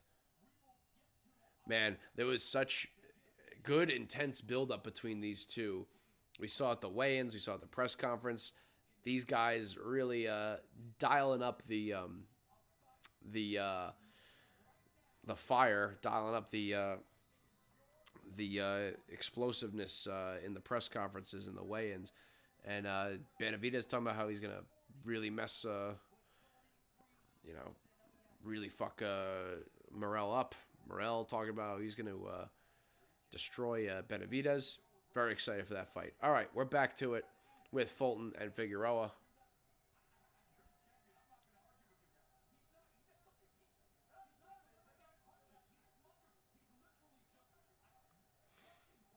Man, yeah, so you see Figueroa's got his hands up like this and moving in. He's kind of changing his guard up a little bit, but, I mean, it's a weird guard to have it that high. His body is wide open when he does that. He's inviting Fulton to maybe jab to the body or cross to the body. Maybe he's trying to set him up for a counter there. But yeah, so far, Fulton is just outboxing Figueroa. And Figueroa is not figuring it out. He's not using his jab enough. He's not using his lead hand enough. Fulton is getting more comfortable, it looks like. Now they're both clinching on the inside. Fulton with a little gratuity there for Figueroa as they exit. Ooh, good little check hook by Fulton, partially blocked by Figueroa. Figueroa tries double jab, but he's way out of range. Clinching again on the inside. Referee breaks him up. Yeah, I mean, Figueroa just seems kind of a little dumbstruck. Like, he doesn't know what to do. I mean, he's not... He doesn't... I don't know what the game plan is. I'm not seeing what his game plan is. Okay, now he's unleashing, unloading a little bit and following, and now they're clinching on the inside, but at least he threw some volume there and was able to land something.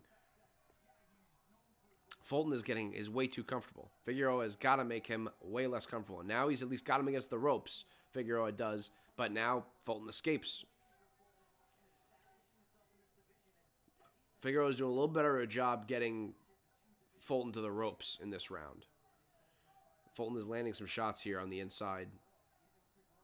But at least Figueroa is doing a better job with the geometry in the latter part of this round. We got about 25 seconds left. Oh, good counter left hook. Counter left hook by Fulton there on Figueroa. Okay, Figueroa now has Fulton against the ropes, throwing a few shots, but they're all caught on Fulton's guard. Nice little uppercut on the inside by Fulton. Cleanly lands. Okay, Figueroa now. Yeah, not landing anything of significance there on Fulton. Yeah, no, I think better round for Figueroa, but I still think Fulton won the round.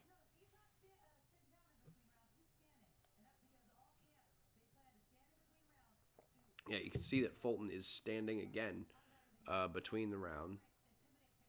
And just kind of, I mean, it's what you do when you're sparring. Just kind of showing Figueroa, this is a sparring match for me. This is a fucking sparring session. I'm going to stand between rounds. I don't need the stool. I'm just going to stand.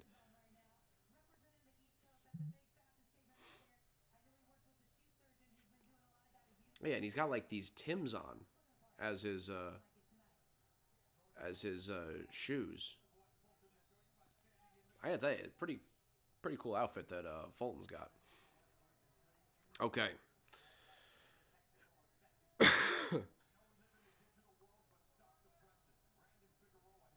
Can't watch the fight tonight. Any chance you'll post or restream this? Well, the live stream, you'll catch the live stream. Yeah, I can't watch the fight tonight. So, I mean, my live stream will definitely be available. If you go into the live section on my YouTube channel, but I'm sure I'll post some clips as well. And okay, it looks like Figueroa lands a couple clean shots here. Better start to round 5 here for Figueroa, as he's gotten Fulton on the ropes and he's landed a few clean shots here. This is a better start to round 5 for Figueroa. Fulton had been dictating for the first several rounds. Figueroa now getting a little bit of momentum here. He's invading the space way better. He's got Figueroa on the ropes. See, throughout the fight, you've had Figueroa, not able to push Fulton back to the ropes. Fulton has been able to turn and keep the fight, more or less in the middle of the ring and win the battle of geometry. But now they're back in the center of the ring. At least for the first minute or so, Figueroa did a real nice job. But now Fulton lands a couple good uppercuts in the inside.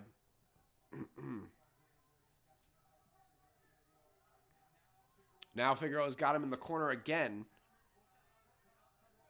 And unleashes a few shots. They're clinching. It's getting messy on the inside here. Figueroa seems to be getting the better of it. And Fulton, I think, is... Oh, good uppercut on the inside by Figueroa. Fulton trying to get the ref to intervene, and he does. But now Figueroa right back on him. And Fulton is against the ropes. Now, Figueroa in this round in round 5 here is now successfully changing the character of this fight. He's changing it into a more of a brawl and more of a slugfest. Fulton had this fight as a boxing match through the first 4 rounds. This is now becoming that slugfest, that barn burner that I was talking to you about earlier in the night, saying how this is going to be a barn burner. Fulton did a good job of successfully stifling that and making it a boxing match where he clearly has the advantage over Figueroa.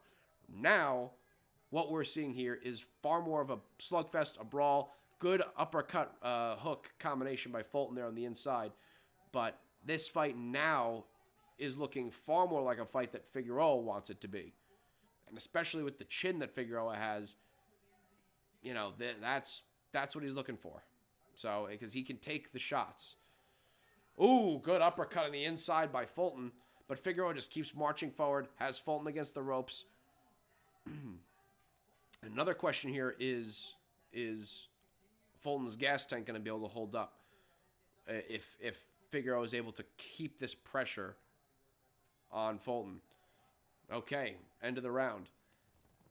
That was a big round for Figueroa. Big round.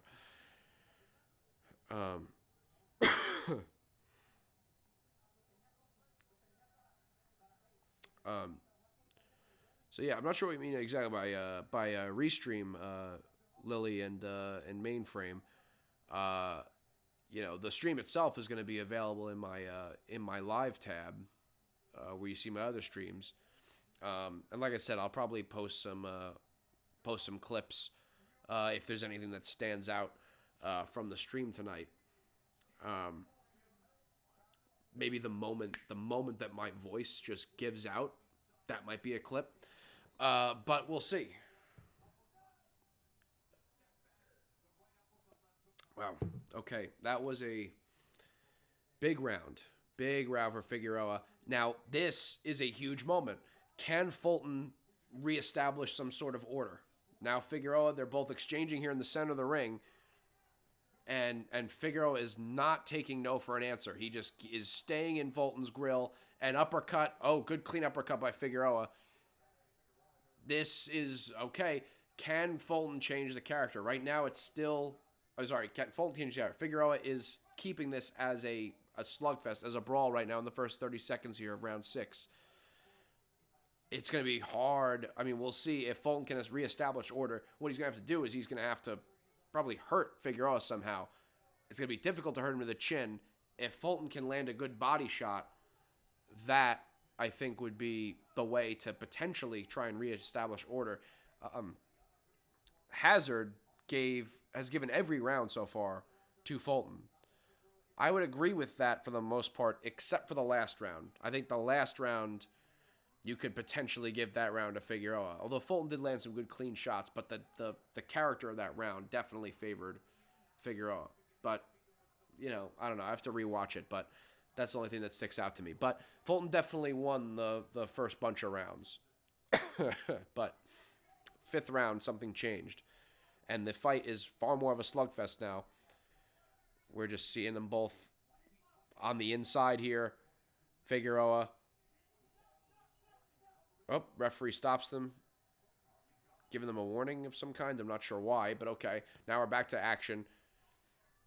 Yeah, this is, yep. Fulton is, okay, good uppercut by Fulton. It's starting to look more like the first fight. With the boxing match unraveling and now becoming a slugfest. It's a good point that one of the announcers just made, that they're not seeing the kind of body work that we normally see from Figueroa. Let's see if he changes that at all. Okay, Figueroa has Fulton against the ropes. Fulton getting some nice quick shots there, though, on the inside. He's just, ooh, good right hand by Fulton. You can see that Fulton's just got such better punching technique. You know, just tighter, more snap. He just does a real good job with that. Figueroa's technique is a little looser. Ooh, good uppercut on the inside by Figueroa. And a little hook over the top.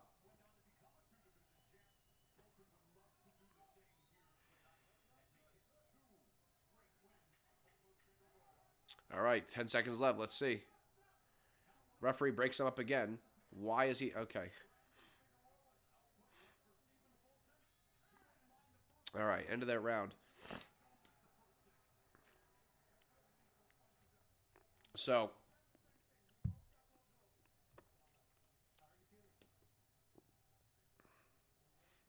Oh, cool. Gotcha. I'm glad to answer the question.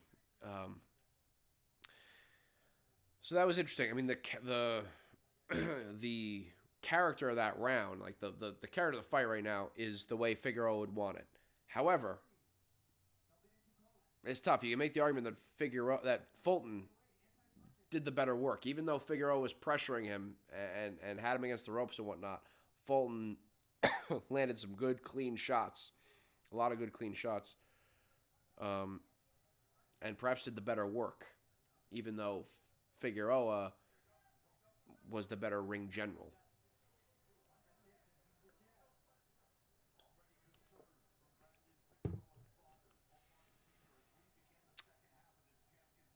Okay, we're in the 7th round here. Oh! Good little right hand, right hook by Fulton. Figueroa seemed to lose his footing. I think he slipped.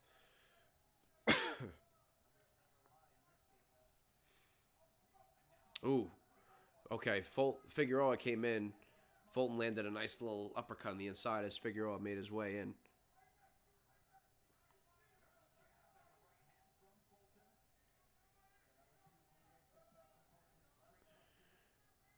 Yeah, fight is looking ugly right now. They're working the inside. They one hand on, one hand off. Okay, now they break up naturally. Both of them throwing uppercuts in the inside. Fulton landing some good shots. Little shots in the inside. Figueroa kind of throwing to the body here. Now the referee breaks them up.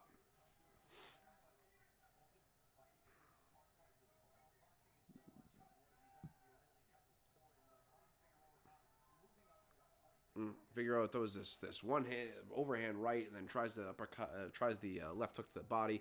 Doesn't land clean. Nice little tight right uppercut on the inside by Fulton. Both men throwing uppercuts on the body here as they work on the inside.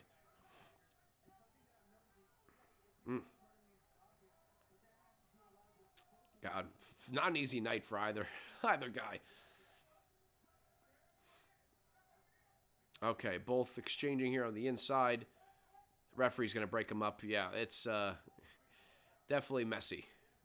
Definitely messy. Ooh, okay. Figueroa lands a couple shots as Fulton tries to back out and turn the corner.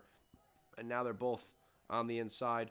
Figueroa has Fulton here against the ropes, but Fulton throws a nice stiff power jab. Another stiff jab as Figueroa tried to come in. Fulton did a nice job there. Now Figueroa throwing a few shots, has Fulton against the ropes. Fulton is doing a nice job getting his little work in as Figueroa tries to wind up his combinations. Fulton is just hitting him with these little shots. That's scoring blows. It just seems like Figueroa telegraphs his punches. Just a lot more. Whereas Fulton just has this much tighter technique and able to land more cleanly. A couple of good hooks there on the at mid-range there by Fulton. And now the round ends. Yeah, Figueroa successfully made the fight ugly, but Fulton's technique is winning him a lot of these exchanges. And actually the punches that stood out to me most in that round were a pair of jabs by Fulton. Oh, we see the locker room now. David Morrell is doing some kind of dance with his trainer. Smiling, laughing, looking very comfortable. Very at ease. Man, that main event is going to be... Oh, have I stated how excited I am for the main event? We see Morrell dancing here. He's looking relaxed. If this if these lights are not too bright for Morrell, oh, this could be a long night for Benavidez. But again, we'll see if Morrell, how he reacts to the pressure and the volume that Benavidez is going to bring. But if he's able to slow down Benavidez and give him second thoughts with that explosiveness and that power, then that's going to favor him, certainly. Okay, we're back at it here in round 8. Both men exchanging the inside. Figueroa's got a little collar tie and trying to throw. And Fulton lands a clean little right hand on the inside. Both of them. Okay, ref breaks them up. Figueroa backing Fulton up. And now Fulton walking Figueroa back from the ropes. Fulton showing some good strength there on the inside. And now referee breaks him up again. Yeah, I mean, we're seeing some patterns here where Figueroa, works his way inside. But then when he gets inside, Fulton is doing more often. The majority of the time, Fulton's doing the better work when he gets in the inside. So it's tough for Figueroa because he does this work to get on the inside, and then Fulton is the one who tends to benefit more. And again, I think a lot of it's due to his technique and his crisper punching technique and his quick hands. Good combination by Fulton there on the inside with his hooks and crosses, landing some good shots. And Figueroa had Fulton against the ropes there for a second, landed a few little shots, but nothing of real consequence. And good tight uppercut on the inside there by Fulton. You see Fulton just giving little blocks there on the inside. Good active guard, avoiding the damage from Figueroa. Yeah, Figueroa's trying to overwhelm him with volume, and in moments he's able to land some shots, but nothing of real consequence. And meanwhile, Fulton is in between, just landing some crisp, clean shots that kind of knock Figueroa's head and get the attention of the judges. It's just Figueroa is not landing a lot of clean shots. And when he does land clean shots, they don't seem to be, he doesn't really have much snap on them. They're just kind of, a lot of times, they're just kind of feeler punches rather than, the punches that you would want to, really connect with. It seems like Figueroa tends to land more with the setup punches than he does with the actual, damaging blows. Wow, Fulton's still standing in his corner, not getting his stool. He is still standing in the corner. Again, this is something that you do when you're sparring. When you're sparring your, sparring partners, a lot of times, instead of a stool in the corner, a lot of guys, you'll stand in the corner. It's something that Canelo actually did when he fought Julio Cesar Chavez Jr. There was some build-up to that fight. It was a battle for Mexico, and I think Canelo wanted to show Julio Cesar Chavez Jr. and show the world, this is nothing for me. This is a sparring match for me. It's a lesson for him. So Canelo stood in the corner the entire time, didn't have a stool, and that's what Fulton is doing here, standing in the corner, not sitting down. I think to show, potentially intimidate Figueroa, show him this is a sparring match for me.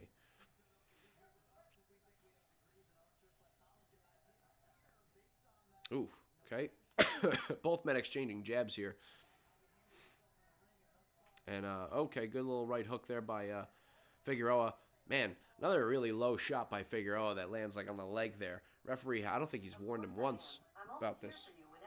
Oh, Christ. And I have a feeling this may be a good time to do something fun. What? Right? What? No. Stop. I Google home. Right. I'll be here if you need me. Jesus. The fucking robots are here, man. Okay. Anyway, back to it. Good uppercuts on the inside.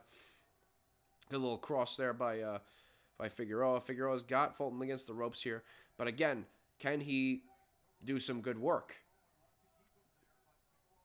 Now Fulton walks him back to the center of the ring. And Fulton, again, landing good little shots on the inside. And just getting the better of it. Yeah, no. Fulton is definitely doing the better work on the inside. Again, another shot strays low there from Figueroa. Ooh, good uppercut on the inside by Fulton again. These little tight uppercuts on the inside. Figueroa's got a hell of a chin, by the way. Just takes everything.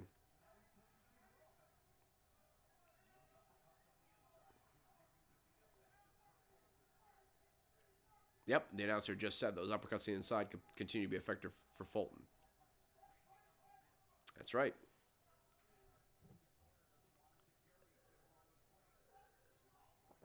Thank God I brought the water over here because I need more.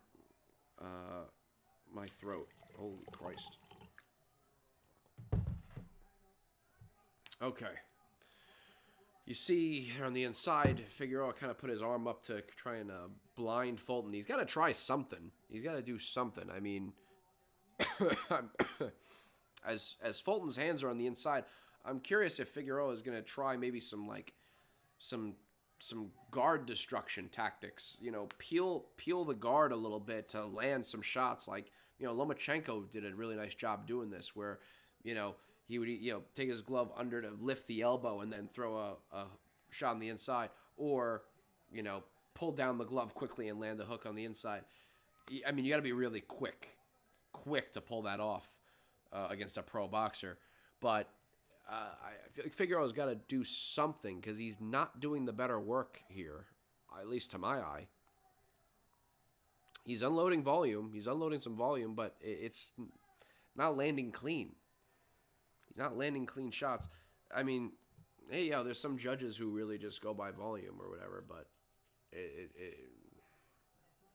Fulton is clearly doing the more effective work.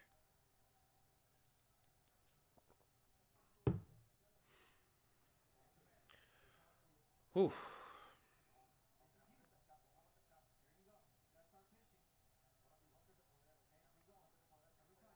I mean, the hell was that? An email? Okay. Sorry about that, folks. Here we go. Okay.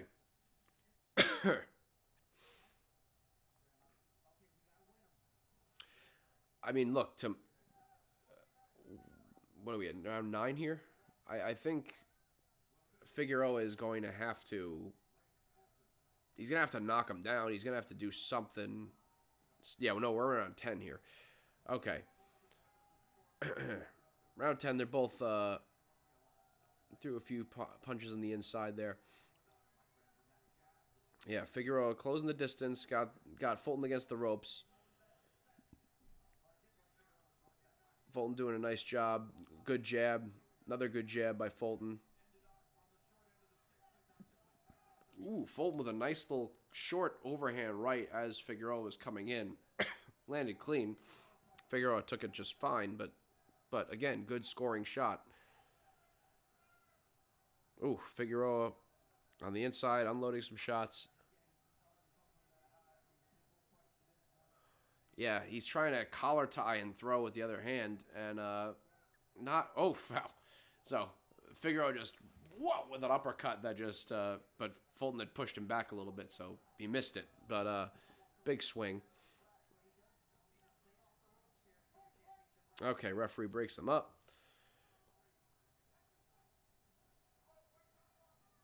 Fulton with a nice little combination on the inside with a hook, uppercut, hook.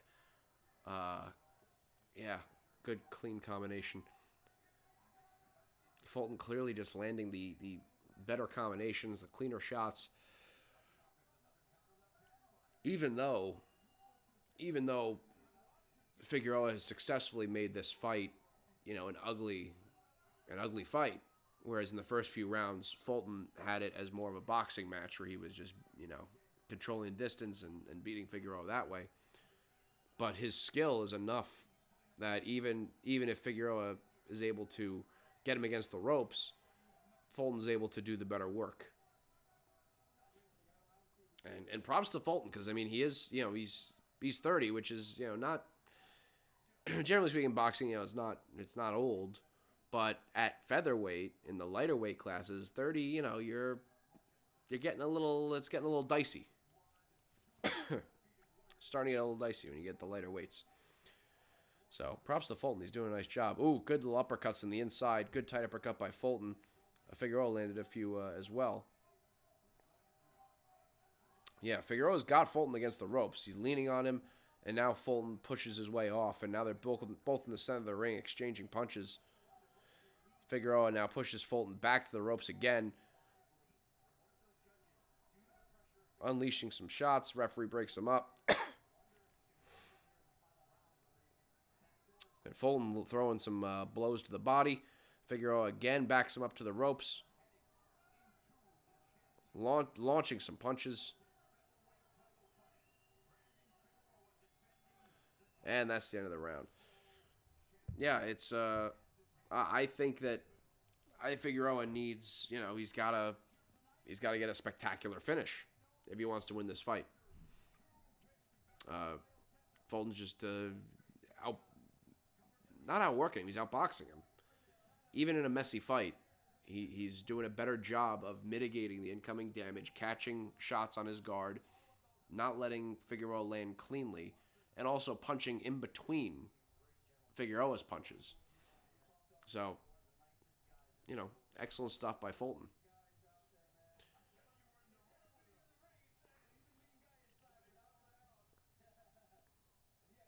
Okay. I think we're getting on to the 11th round.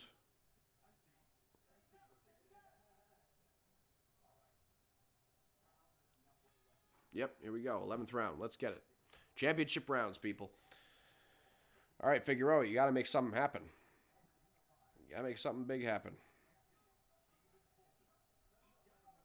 Okay, both tied up on the inside. Figueroa just throwing that loose hand on the inside. Fulton doing a good job backing away here, landing a few shots. Using that lateral movement, Fulton is. But Figueroa keeps pursuing him. Figueroa really not letting him breathe.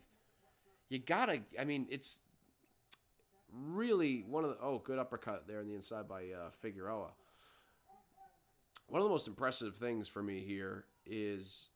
of course, Figueroa's got to have an incredible gas tank for a good hook on the inside by Figueroa. He's got to have a fantastic gas tank just for the style of boxing that he implements. But Fulton, to have the gas tank and the mental toughness to deal with this absolute constant pressure that Figueroa is implementing here, that's really impressive to me by Fulton. The fact that he's able to deal with that mentally and physically. He has the gas tank to deal with it and the mentality to deal with it. And he's letting his technique and his hand speed and his combinations shine through, even though Figueroa has made this fight more of a geometrically the way he wants it, with Fulton's back against the ropes. Fulton is still letting his hands go and doing the better work on the inside, letting his technique, his blocking, his defense just do the job and outbox Figueroa. Ooh, good counter by Fulton there.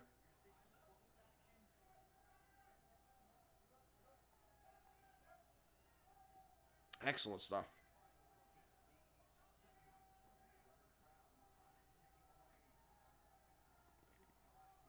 Okay, both are exchanging little uppercuts in the inside.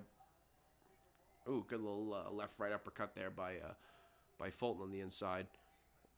I don't know if I've ever seen any more uppercuts. Oh, good right uppercut there by Fulton. Pop Figueroa's head up for a moment. I don't know if I've ever seen more uppercuts in a fight.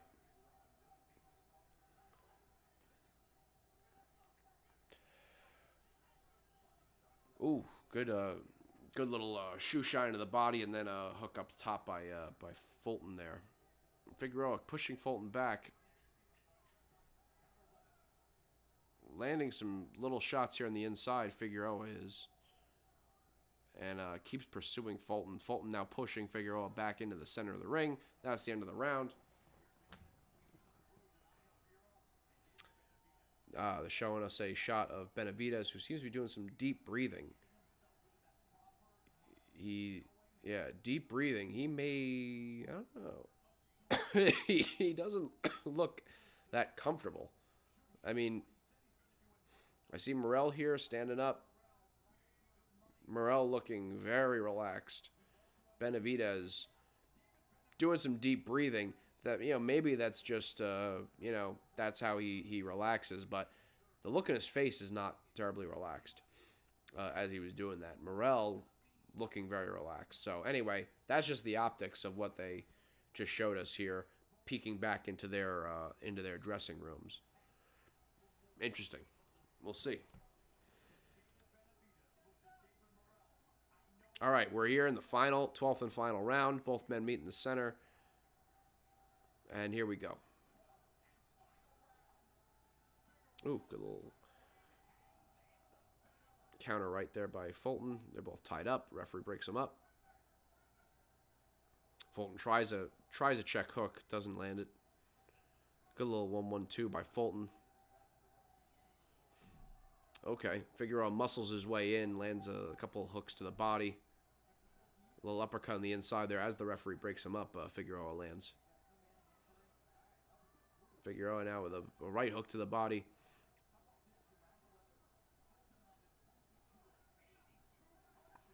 Ooh, good 1-2-3 there by Fulton. Yeah, so Larry Hazard, his scorecard, he's got it 107-102 Fulton. And yeah, I say I would have Fulton winning as well. To this point, on Larry's card, on whatever card I have as well, Figueroa would need a knockout in this round.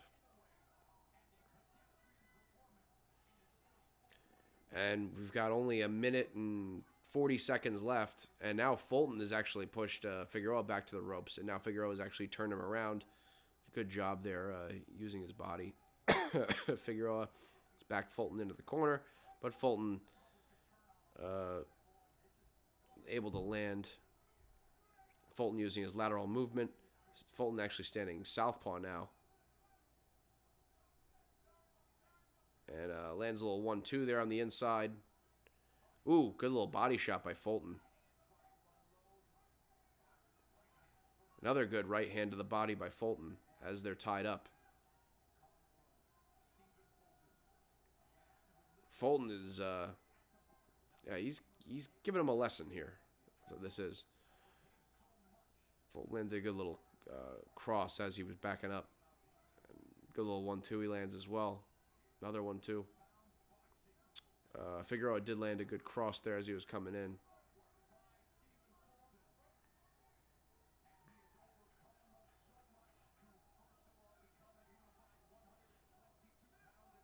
And Figueroa working Fulton to the ropes there, but Fulton ties him up. Referee breaks him up. Good jab by Fulton. Oh, good cross there by Figueroa.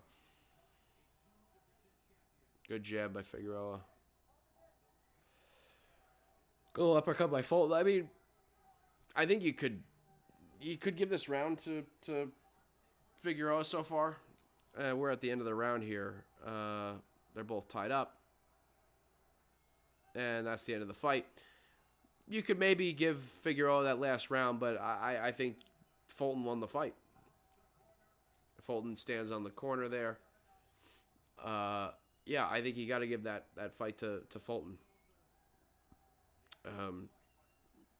Superior boxing skill, superior technique. That's what that was. With the reminders, okay. Okay, well, let's see what the scorecards are, because I swear to God, I don't know how. I mean, I was distraught the last time I was live streaming when I was commentating on the Johnny Fisher versus Dave Allen fight. I couldn't believe the judges gave the fight to Johnny Fisher. So I really, I don't consider anything. If it goes through the cards, you can't say that it's safe. Judges have not earned the benefit of the doubt. Fulton should win this fight. Should get given. Now Fulton goes over to Figueroa's corner and shows his respects. And the team embraces Fulton there. Nice show of sportsmanship. Good class.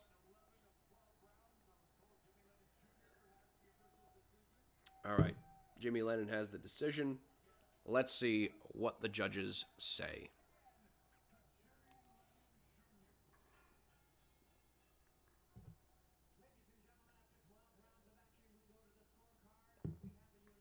All right, unanimous decision.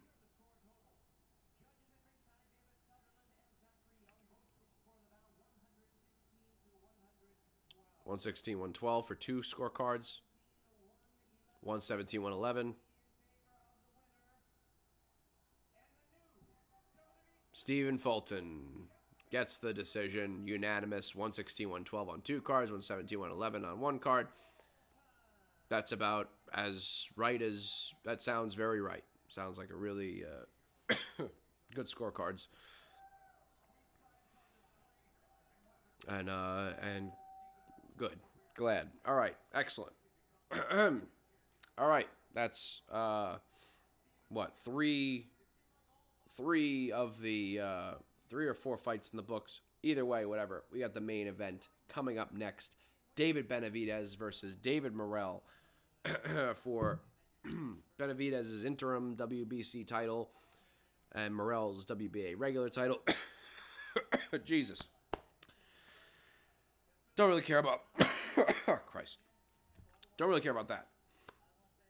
It's the fact that whoever wins this fight, this main event fight, is going to, I believe, be the mandatory for whoever wins Beterbiev versus Bivol. That is the big thing. These two really are kind of the best hope that you would have for a light heavyweight to challenge for the mantle in this division, where it's a two-headed dragon. You've got Artur Beterbiev, the undisputed champion, 21-0, 20 knockouts, absolute destructive, bionic monster. I don't know. He's some kind of inhuman, made of steel, destroys everything. And you got Dimitri Bivol, who is a master boxer with a just phenomenal jab, sublime footwork, and durable, tough. Just, has pretty much everything. So those two-headed monster in the light heavyweight division. Now you got David Benavidez, the Mexican monster, El Monstruo, against David Morrell, who a lot of the general public not going to really know David Morrell. And not much reason they should, the general public, right? He's 11-0 as a pro, hasn't really beaten anyone as a pro of note. But if you're in the boxing community, you know of David Morrell. I mean, he absolute standout stud amateur who he won he won I think he was like 135-2 as an amateur, which is, just insane. He won gold medals.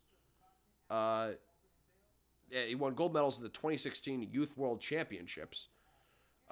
He was named the best boxer of the tournament. He won a gold medal at the 2017 Cuban National Championships, which, if you don't know, Cuba is known throughout the boxing world to have some of the finest technicians of the sport.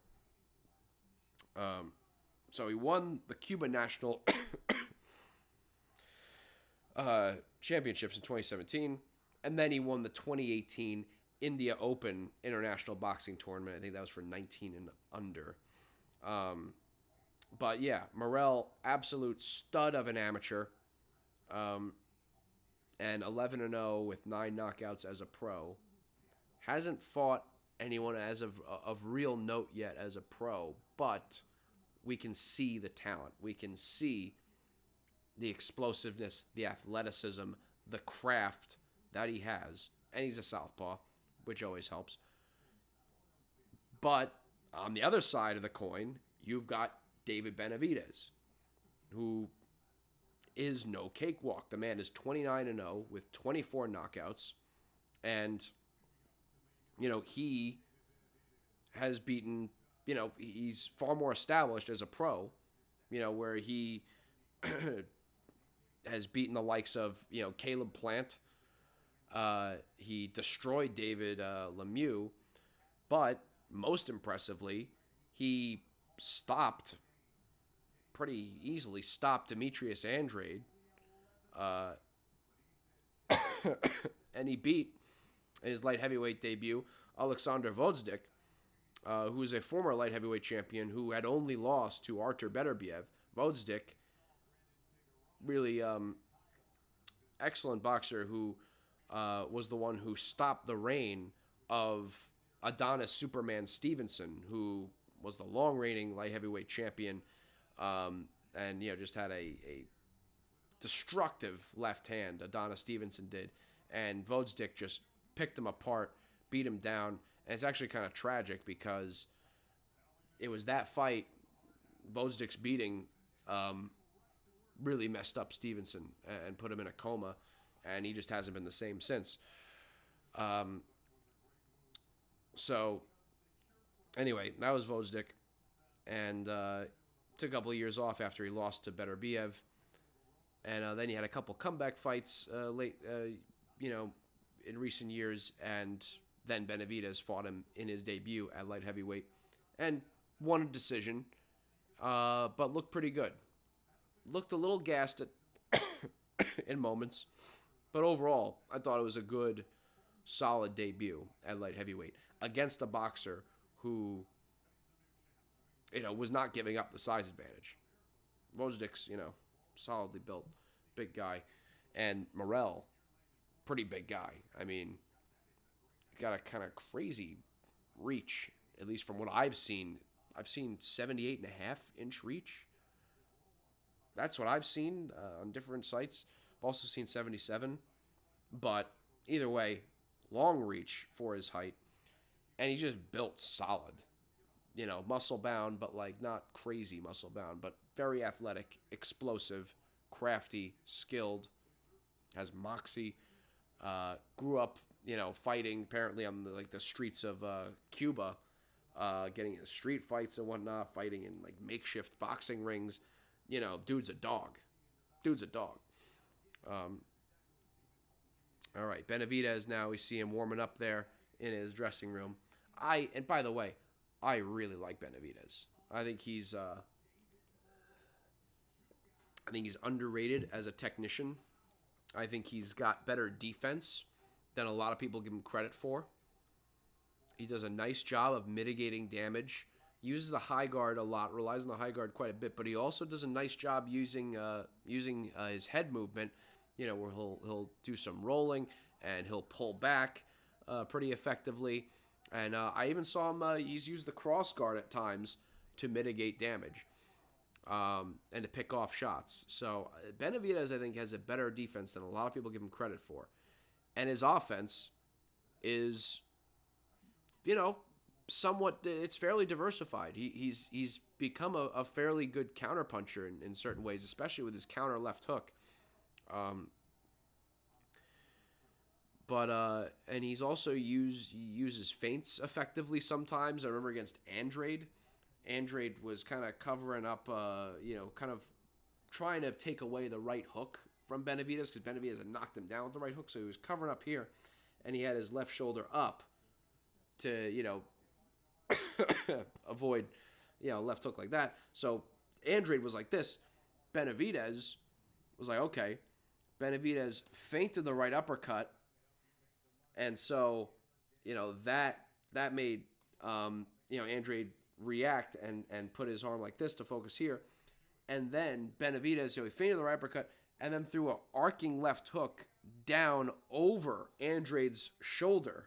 Andrade, what was it? Oh, Jesus, I can see myself like this. Anyway, Andrade, oh yeah, it was like this. This. So Benavidez threw an arcing left hook that came over here, landed on Andrade. It was very clever. I may not have mimed it very well, just kind of working with the camera here and the reverse. But it was a clever feint to feint Andrade out of position to land his shot. He's shown that a few different points. So Benavidez does have some craft.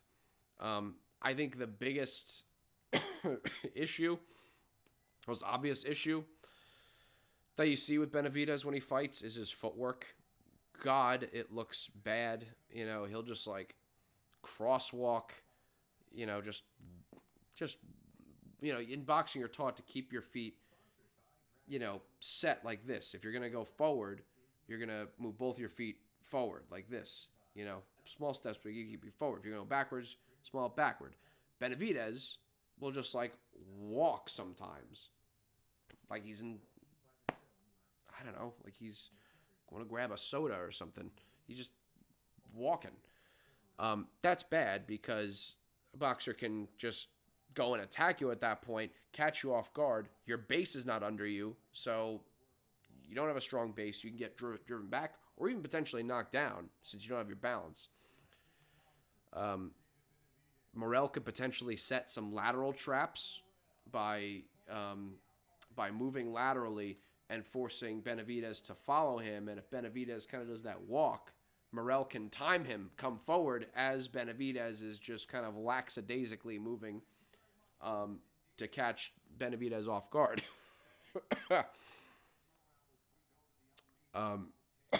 So, also Benavidez will overextend sometimes on his right hand.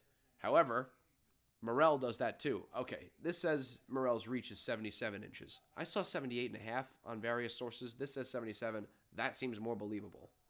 Anyway, still has the reach advantage by 3 inches. Benavidez has the slight height advantage. But again, Morrell's been at light heavyweight. Benavidez has only had one fight at light heavyweight. Before that, he was at super middleweight. So Morrell more used to this weight. Morrell looking super comfortable and confident as he's coming to the ring, smiling, hopping around. Man. Something interesting, though, something that I'll be watching out for is that Morrell did get caught. He was outboxing Kalajnik, I think that's how you pronounce his name. He was outboxing him in his last fight. But he did start to get caught with some right hands, with some crosses. Now, that is the natural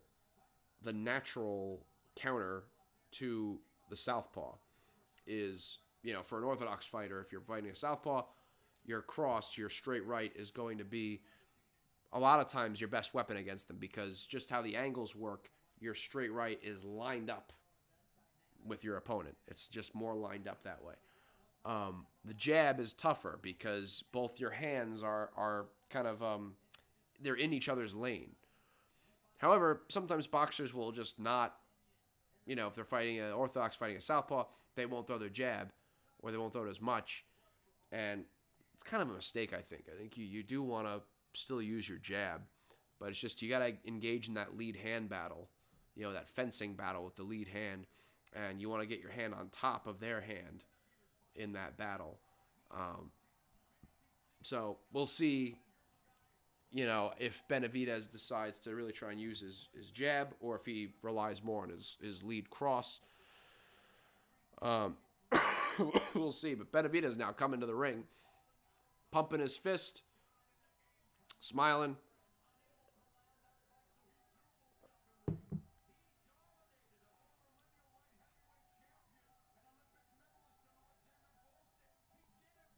All right, Benavidez coming to the ring. This is what we're here for, baby. This is exciting stuff. Drop in the chat who you think is going to win. Oh, wait. I said this before. We put up a poll, right? I put up a poll on my channel, my YouTube channel, Harry's Hook. And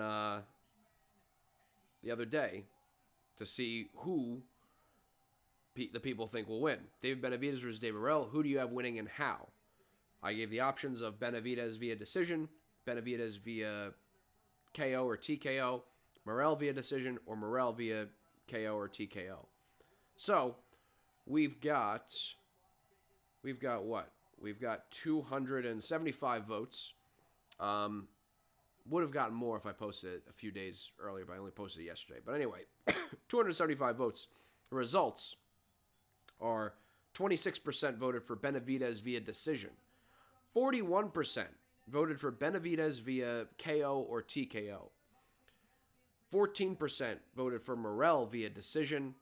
And 19% voted for Morrell via KO or TKO. So, if my quick math is correct, that means we got 33% of the vote is for Morrell to win, and we got 77% of the vote believes that Benavidez will win. That is really interesting to me. A bit too lopsided, I think, in my head. I look at Morrell in high esteem. I also look at Benavidez in high esteem. I really like Benavidez. But this is a close, in my eyes, this is a close fight. That's a close fight. Maybe I'll be surprised. Maybe Benavidez will just dominate. Maybe Morrell will just dominate. I don't think so, but maybe that could happen. Certainly. But I see this fight as a close. I mean, at least going into it, this is a 50-50, 55-45, 45-55 kind of fight. The records wouldn't suggest that, but the eye test, the tail of the tape, just the context does suggest that. So, but we'll see. We'll see. Benavidez has a real advantage in experience, and he's a problem to deal with. Like, Benavidez comes forward and he's got those really fast hands, and he gets these angles on his punches, and he's got more craft than people give him credit for, and he does a pretty good job mitigating damage with his defense. So, Morrell, how he deals with the pressure and the volume that Benavidez brings, that is going to be a really interesting question. But Morrell looks so happy and relaxed, like this is his coming out party, like this is my time, this is my time for my star to rise. I am here. Morrell, interesting story though. He left his mother and his family, to come here to America, to defect to America, and pursue, his life and career here as a boxer. He's made some real sacrifices to pursue this, and he's very confident. And he was appearing confident in the press conferences as well, in the weigh-ins, the stare-downs. But let's see. We got El Monstruo, the Mexican Monster, who's being introduced right here. Folks, thanks so much for popping on the stream. Appreciate you being here. If you can, this is, I think, the last time that I will mention this. This is the last time I'll mention this. If you can drop a like on the stream, I very much appreciate it. Definitely means helps out with the algorithm and whatnot. Anyway, as my last note on that for the evening, come on, let's get to 20 likes. Come on, one more. One person can drop a like. Get it. There we go. There we go. Good stuff. Thank you. All right. Introducing the Mexican Monster. All right. We got the introductions done. Let's get this party started. I am excited. I still have my voice, more or less.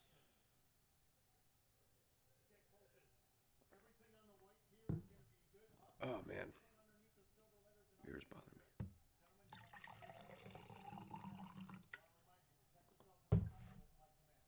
Here we go, baby. Oh, wow. Benavidez is turning around without touching him up, but then Thomas Taylor, referee, is up, touch him up, and Benavidez turned around and touched it. Interesting. Holy shit, does Morrell look jacked. My God. Benavidez did not want to touch gloves. That was interesting. Okay. Some bad blood, I guess, leading up to this fight. All right, here we go, baby. Benavidez starts out with a nice big feint there. And Benavidez has the center of the ring. Both men being a little tentative. Benavidez coming forward. What the hell? Okay. Both exchanging jabs here. Neither landing. Benavidez a big feint. Morrell doesn't react. Morrell holding the high guard here. Morrell smiles at Benavidez after Benavidez threw a right. Benavidez threw a heavy right hook that Morrell blocked. I think Benavidez just wanted Morrell to feel his power a little bit.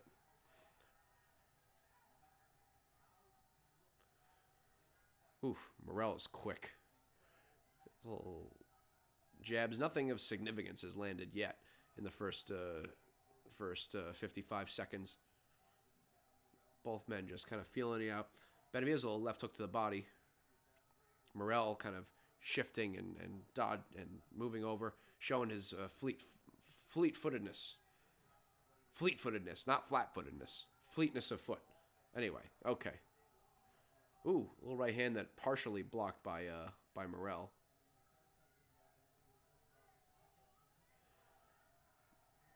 Benavidez avoiding these Morrell jabs, avoiding 3 Morrell jabs. Benavidez a nice little hook that caught Morrell, partially blocked by Morrell. Benavidez doing a nice job avoiding Morrell's shots so far. Good little cross by Benavidez.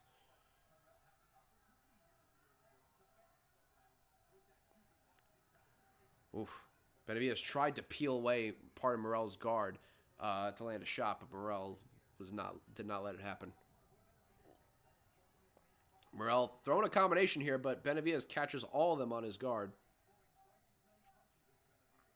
Benavidez tries to throw a 1-2-3. Morrell avoids it, shakes his head like, no, you're not going to catch me with that.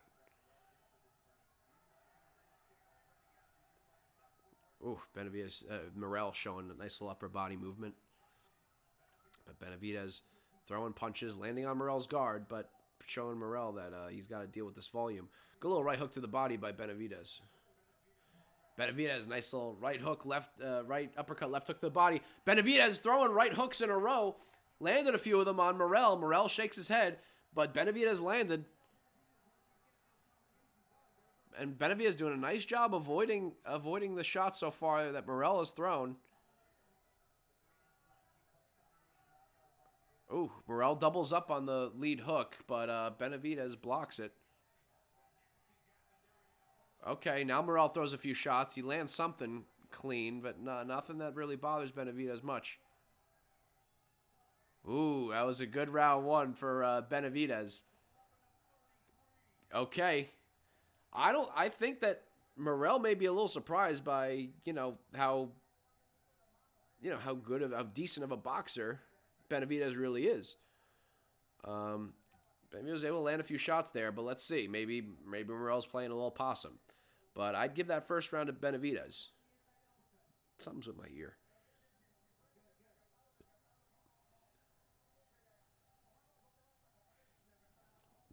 Okay.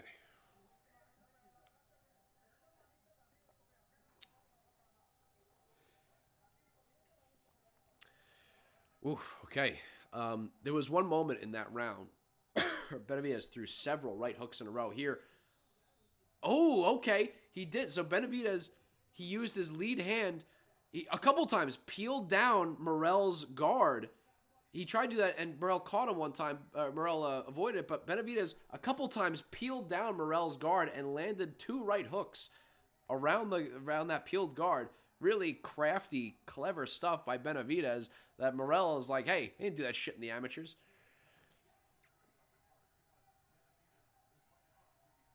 Ooh, very nice. Okay.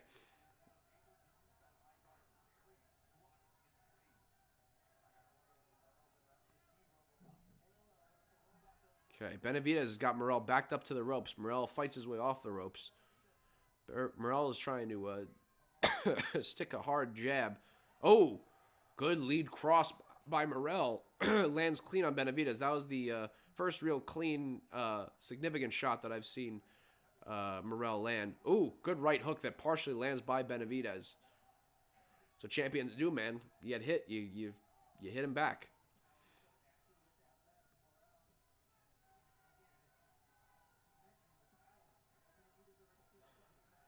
Ooh, okay.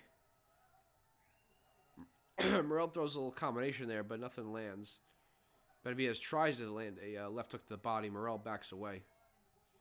Good right cross by Benavidez. And Benavidez now unloading some volume. Morrell avoids most of it. But Benavidez is starting to get a little steam there. That is the question. Can Morrell deal with the pressure and the volume that Benavidez brings? And so far, Benavidez has mitigated the power and the skill, mitigated the offense of Morrell. Let's see if this continues. We got about 1.5 minutes left here in the second round. And Benavidez is back Morrell to the ropes, and Morrell now gets off the ropes. Morrell with a half guard there, now a full guard. Throwing jabs, throws a lead cross, but Benavidez picks it off with his own guard. Benavidez, nice little counter left hook as Morrell came in. Benavidez counter left hook and land that cleanly. Benavidez again peels the hand down of Morrell and lands a right hook. And Morrell comes back at him with a combination.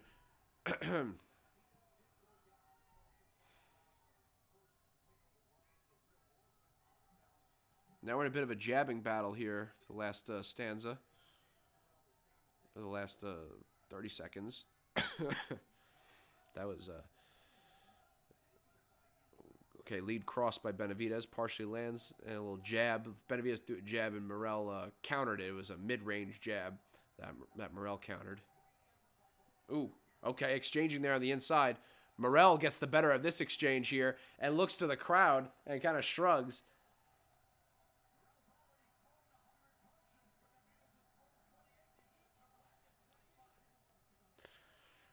Jeffrey's on. Thanks for hopping on. Who am I picking and how? I picked earlier tonight. I said that I gave Benavidez the slight edge. I guess I didn't say how I thought he would win. I had the slight edge. My thinking is slight edge decision. But anyway, that was my pick earlier on.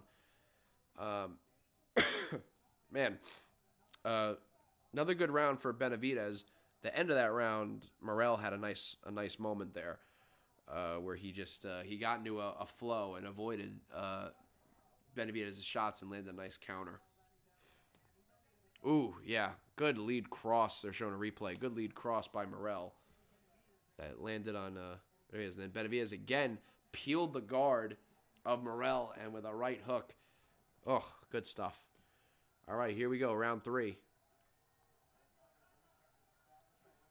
Benavidez backs Morrell to the corner and throws him back to the corner again. Morrell fights off the corner and throws a combination at Benavidez that Benavidez, catches with his high guard. Good job by both fighters there. Benavidez coming forward and Morrell backing him off.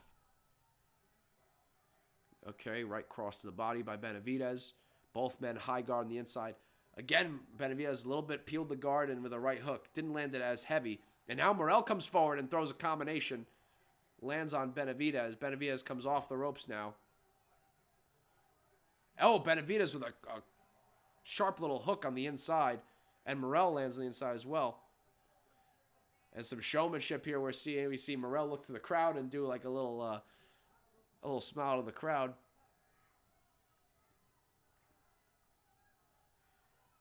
Ooh, good right to the body by Benavidez.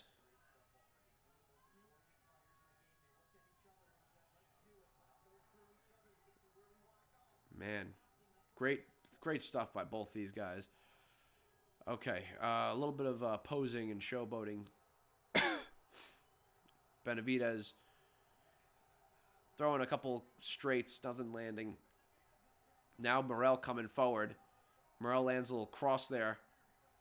Throws a lead hook. Benavidez blocks it. Morrell throwing some punches. Benavidez catching them on his high guard. Benavidez now waving him in, saying, come on. And now Benavidez is throwing on Morrell. Right hook to the body, right cross. Throwing his quick hands. Morrell does a good job of avoiding and mitigating the damage there. Morrell now kind of in Benavidez's grill. Benavidez lands a good little quick jab on him. And a right uppercut to the body. Now Benavidez moving forward. Nice cross.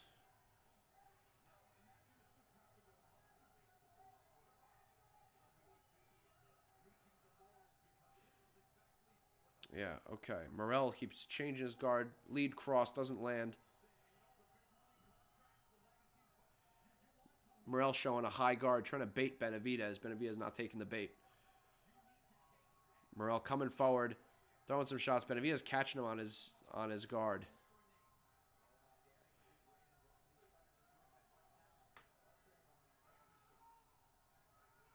Benavidez walking Morrell into the corner here. Morrell kind of shifting, moving his body weight, his upper body around, avoiding Benavidez's shots.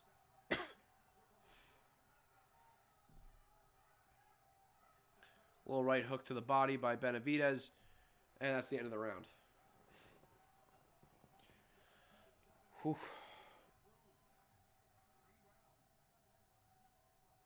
So I mean, I think I would give Benavidez these rounds just I think certainly I think definitely the first round and the second round. This round was a little closer, but sometimes the thing is that Morrell almost seems a little just as focused on having fun and kind of playing to the crowd, and whereas I don't know, I feel like he's not always being active enough, but you know, that's just first blush. But we'll see. That was a competitive round. They're all competitive rounds, but that one was very tight. All right, round 4. Morrell doubles up on the hook, but Benavidez blocks. Benavidez continues to block those shots. Benavidez moving forward. Oh, Benavidez swings and misses a right hand, but then shifts and lands a left. But now both of them exchanging in the corner here. Both of them throwing heat. Both of them mostly catching their shots. Oh, Benavidez lands some hooks upstairs and downstairs. Oh, good cross by Benavidez. Morrell. Oh, Morrell. How do you deal with that pressure? How do you deal with that volume? Morrell's able to kind of work his way out, but we're starting to see him bend a little bit in some moments here. A little bit of bending.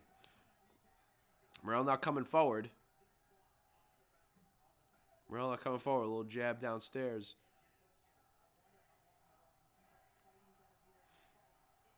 Ooh, good cross by Benavidez. He's got Morrell on the ropes. Morrell with a good little tight uppercut on the inside. Good hook to the body by Benavidez. Good one back by Morrell.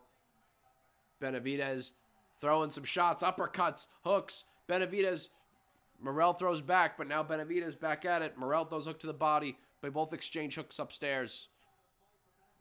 Benavidez with a right hand over the top. You can see Morrell's got some swelling there on his left eye. Benavidez kind of moving forward. Morrell inching back. Now Morrell throws a combination, but Benavidez catches it. Benavidez throws a lead cross that lands on Morrell as Morrell was talking.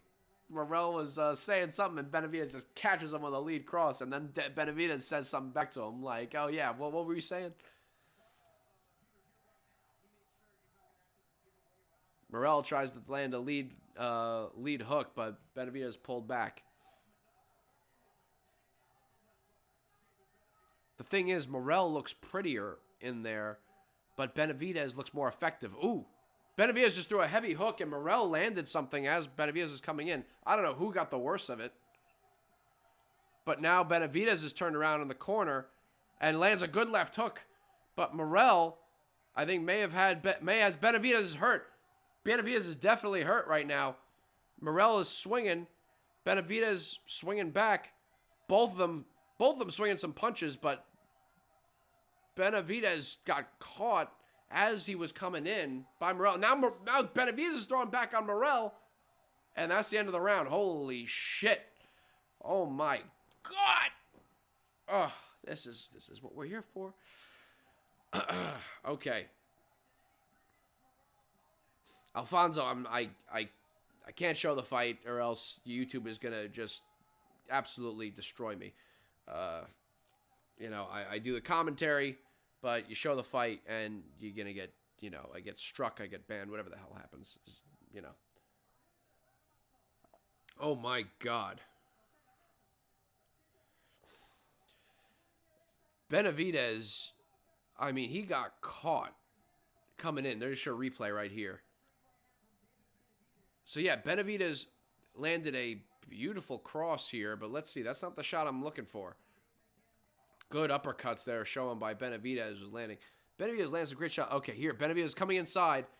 Oh, and Morrell caught Benavidez with a good lead hook as Benavidez was coming in, and that's what rocked him towards the end of the round. Man, good stuff. But now Benavidez backs Morrell up to the corner. Stats-wise, total power punches through 5 rounds. Benavidez lands 64, 144. Morrell 46 of 141, 44% to 32% in Benavidez's favor. It's kind of how I've been seeing it, is that Benavidez has been winning the rounds, fairly competitive rounds. But Benavidez has been winning. That last round, Benavidez had been winning it up until the end, and yeah, okay. On the Larry Hazard scorecard, he's got it 2 rounds apiece. I did not like Larry Hazard's scorecard, though, for the Pitbull Cruz fight. So, take his scorecard with a grain of salt.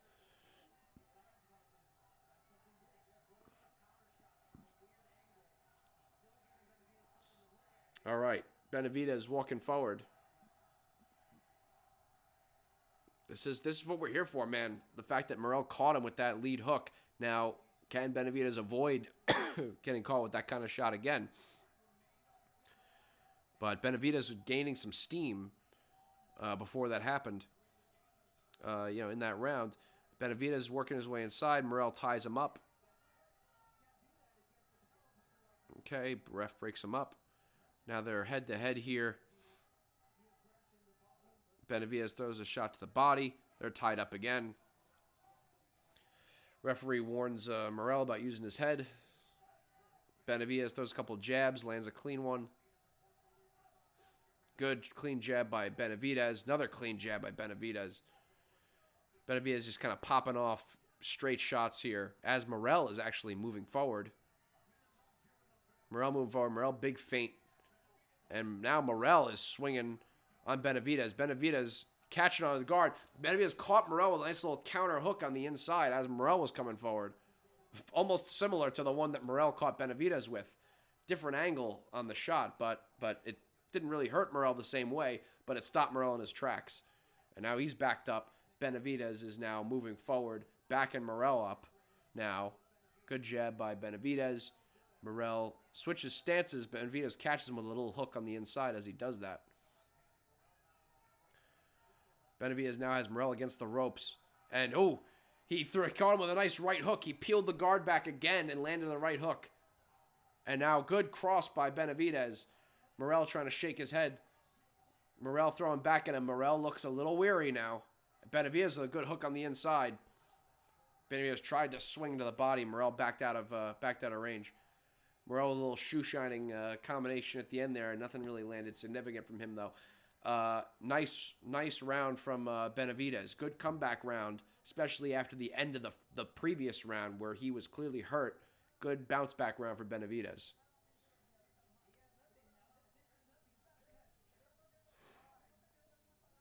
Yeah, thank you. Oh boy.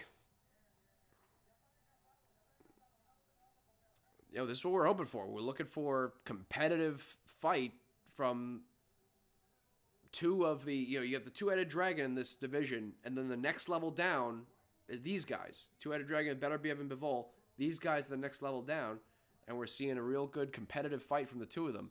And we're seeing Morrell unleash on Benavidez in the corner there, and then we see Benavidez with a little counter left hook on the inside that I was talking about before that stopped Morrell in his tracks. Benavidez then pushed him back into the middle of the ring.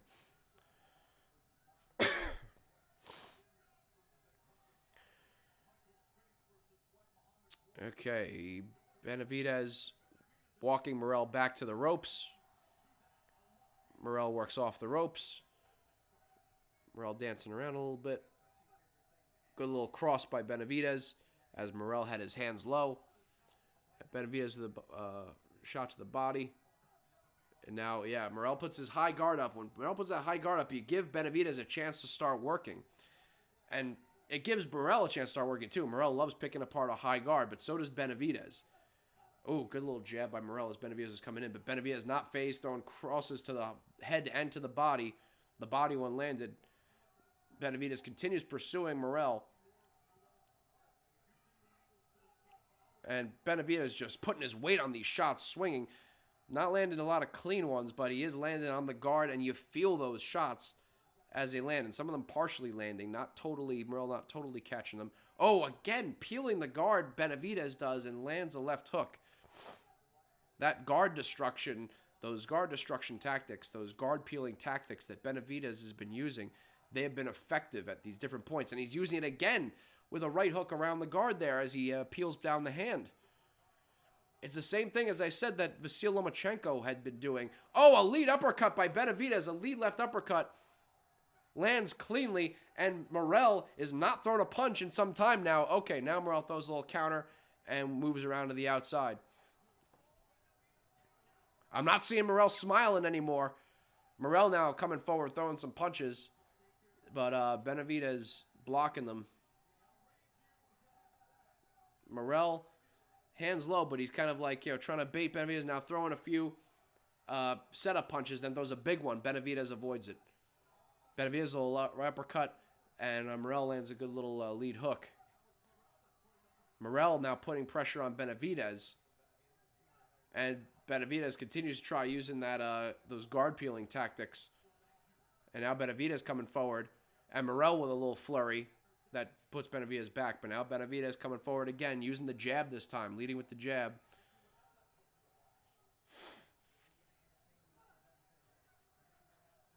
Ooh.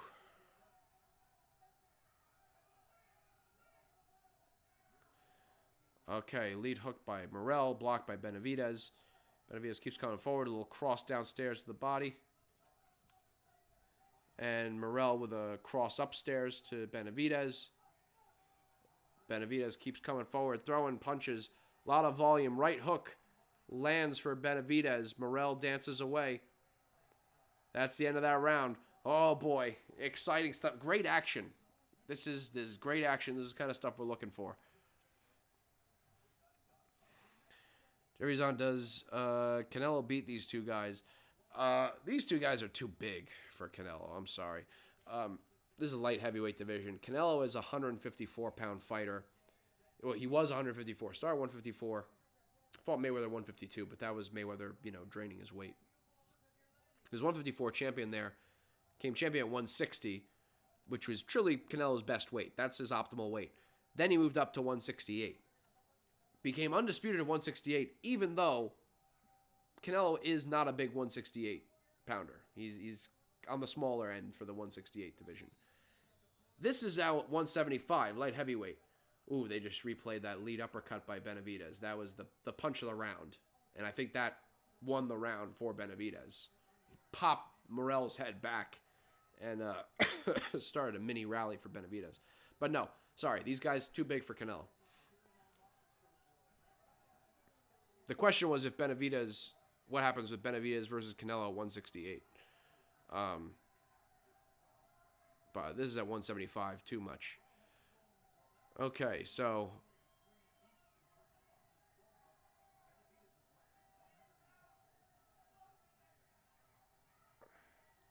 ooh, good lead cross by Benavidez. Followed up by a couple of jabs by Benavidez. Good jab by Morrell. Lead hook by Benavidez, blocked by Morrell. Benavidez goes back to the jab. And Morrell with a jab back.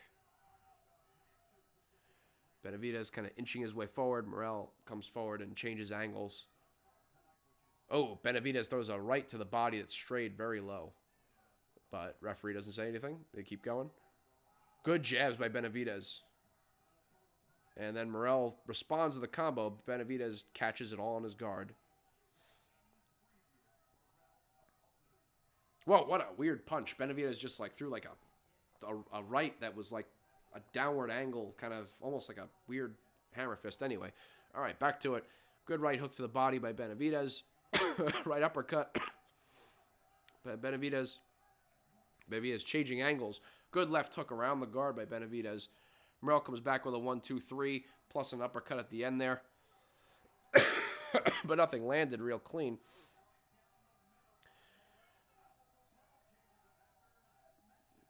Morrell with a good little 2 to the body. But Benavidez coming forward again. Benavidez with a good jab. Left hook to the body by Benavidez. And again, the jab. Benavidez's jab is landing pretty well for him. And what's good is that he's throwing it at kind of a longer range. He's not throwing it mid-range. Oh, Morrell comes forward with a combination. Catches Benavidez with a good cross there. And another jab. And Benavidez comes forward. Lands a nice hook on Morrell. Morrell kind of motions to the elbow, saying it was the elbow.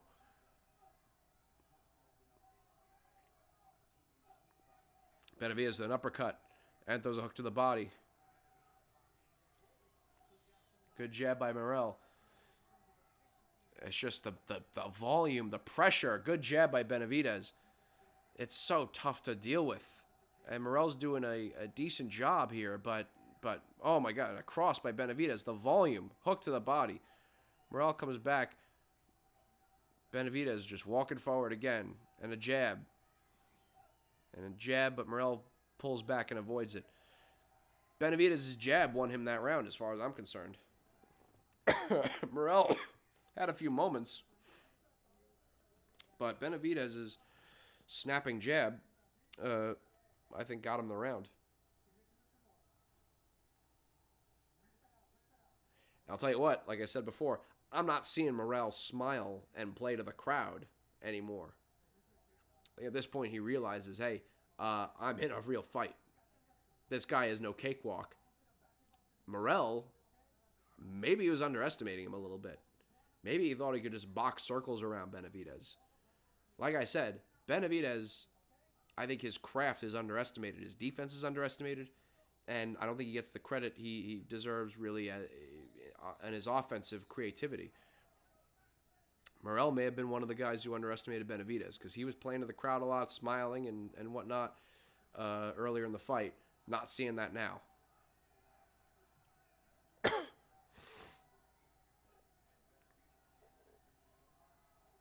Okay.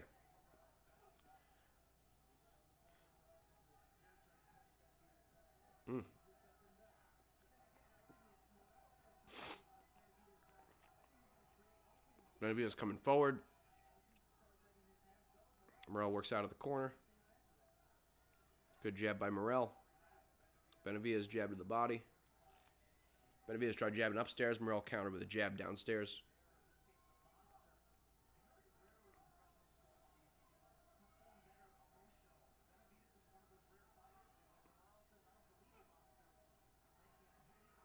And Benavidez is getting Morrell into the corner, but Morrell works his way out. Morrell throws a little combination. Benavidez catches all of them on his guard. Benavidez another jab. Morrell with a good jab back.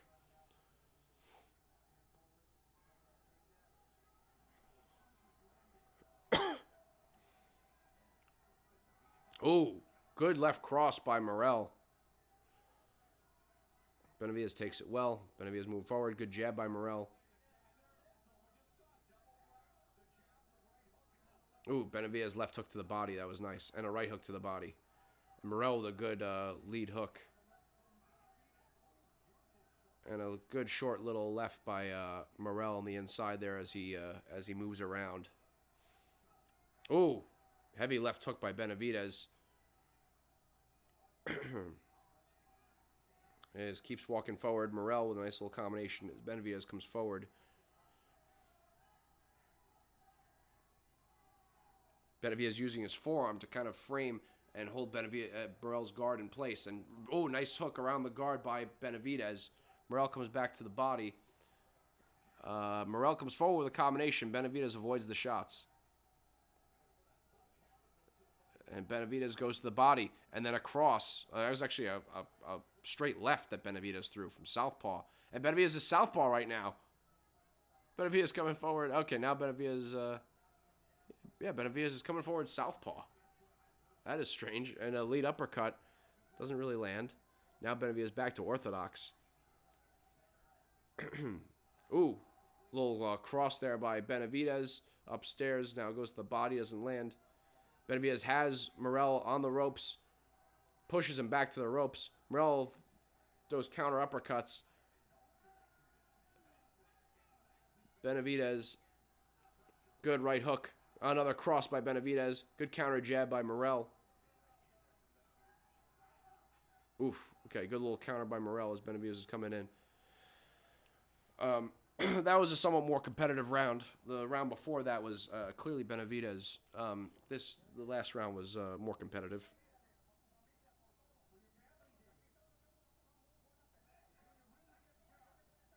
Okay, but I would have Benavidez up by several rounds.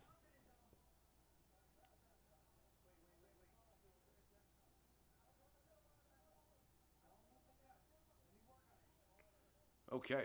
Whew.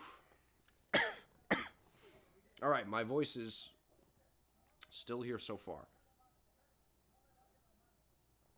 I can feel it weakening. But we're here. Okay. All right, we're getting on to around as they're showing a replay of a nice little hook to the body by Benavidez and a hook upstairs. That heavy left hook that I mentioned during the round. Yeah, that was a good left hook. Okay, we're in round 9 here. Keith Thomas asking, you think Morrell will get worn down and stopped?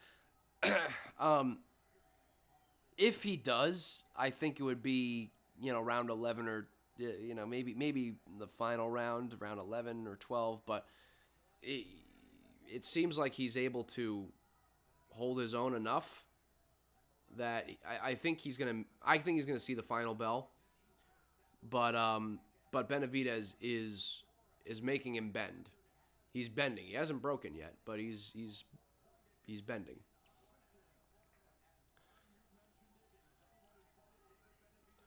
Does Morrell have the punch to change it? Morrell definitely has the punch to change it. Morrell's got some real power, and we saw him hurt Benavidez earlier. But Morrell is definitely an athletic puncher, and has got power. But the problem is that, how much gas is he going to have in the tank here at this point? He's looking definitely more tired than he did before. He's throwing a few shots here. Benavidez counters with the hook to the body. Morrell throws another combination here, but Benavidez catches on his guard. Benavidez now throwing left hook around the guard. Right hook again. Benavidez peels the guard and lands that right hook. Now thrown to the body. Benavidez uppercut through the middle. Another uppercut through the middle. Another uppercut through the middle.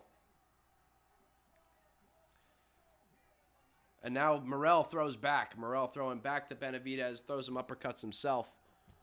And Benavidez with a hard cross as they were breaking up.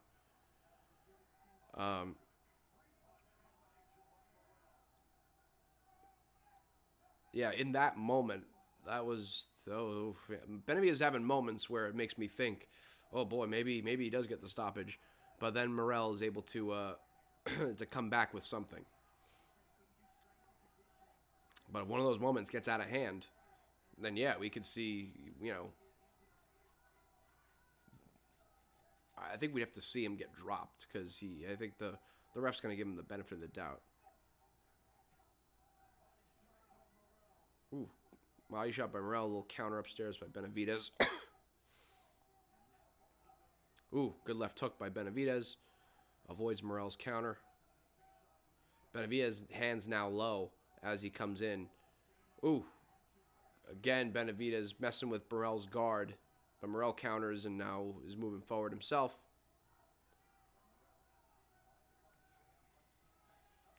I will tell you, Morrell is looking tired right now.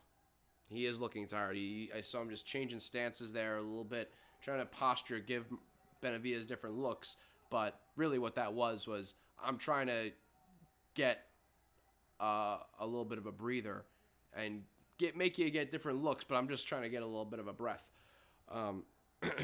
So we'll see. That's the big factor. If Morrell's gas tank really starts to nosedive in the next couple rounds, then we can really, that's when a stoppage really becomes more likely. Ooh, okay.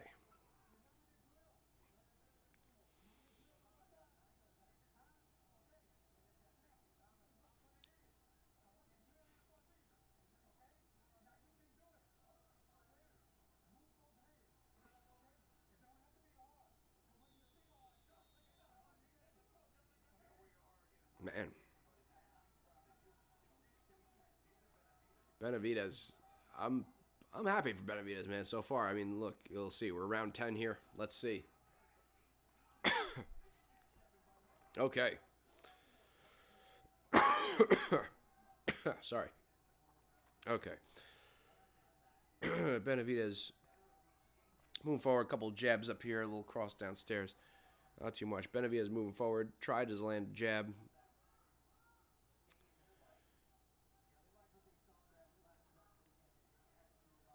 Morrell doubles up on a cross. Lands one upstairs there on Benavidez.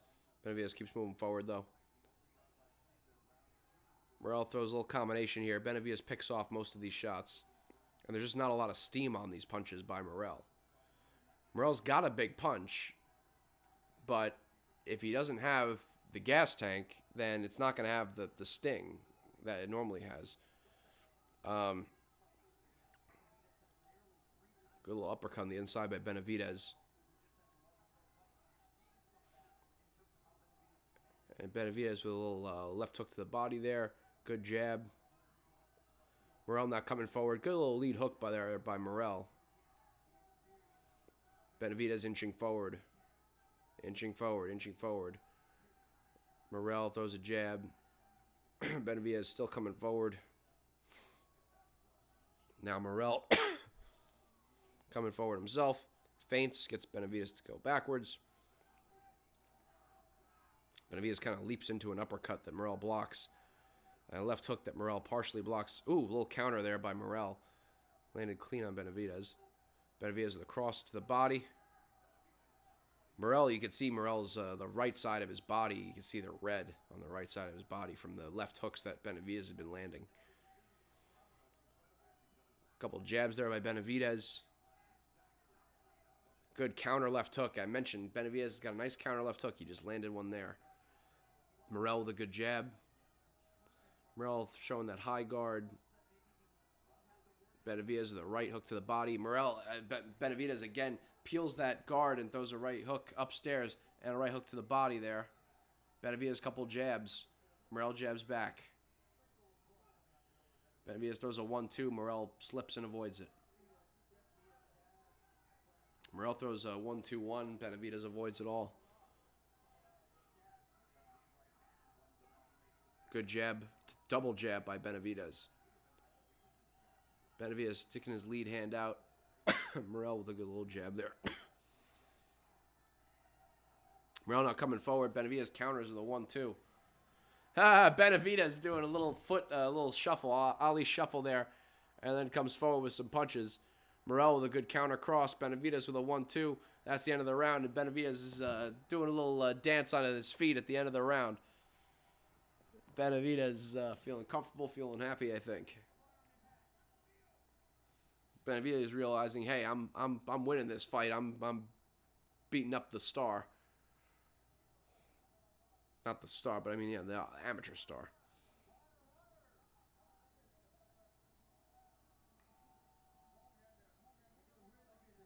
It's the pressure, it's the volume, it's the craft. It's the gas tank.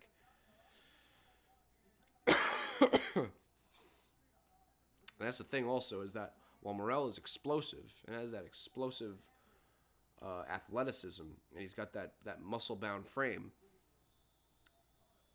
that comes at a cost of more oxygen. Benavidez kind of has a bit of a skinny fat look, but he's got a great gas tank. Benavidez comes forward. We're in the championship rounds now here, people.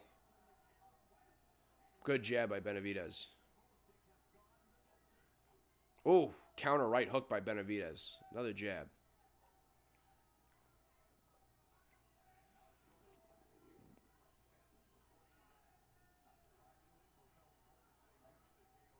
Benavidez backs away. Good uppercut by Benavidez, but partially blocked by Morrell. Another jab. Now Morrell's coming forward. And Morrell throws a combination on Benavidez, who is against the ropes. Benavidez blocks most of it.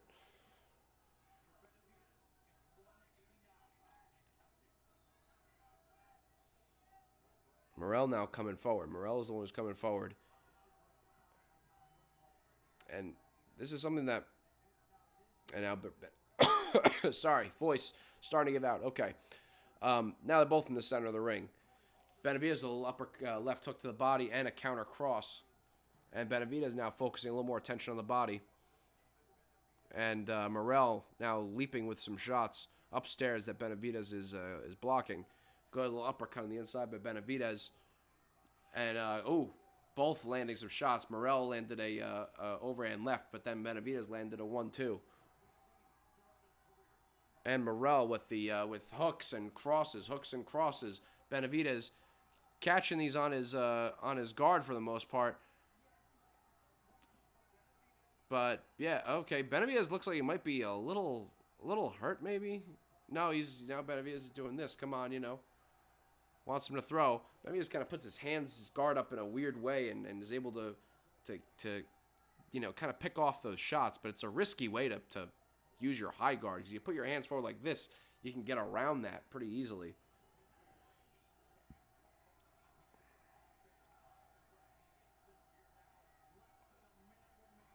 Good jab by Benavidez.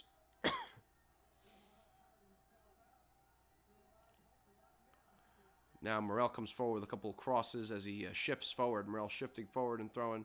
Good jab by Benavidez as Morrell's got his hands down. Morrell slips a Benavidez jab. Hops forward. Oh, okay. Morrell caught Benavidez with a little check hook, and Benavidez is off balance, and his gloves touch the canvas, and the referee is counting. That is a knockdown for Morrell. Benavidez didn't look really hurt, but he really is more off balance. But it's a knockdown. That's an extra point for Morrell. Now Benavidez moving forward. And throwing a combination. Benavidez looks pissed. And Benavidez is unloading a combination. Whoa! Morrell throws a punch after the bell.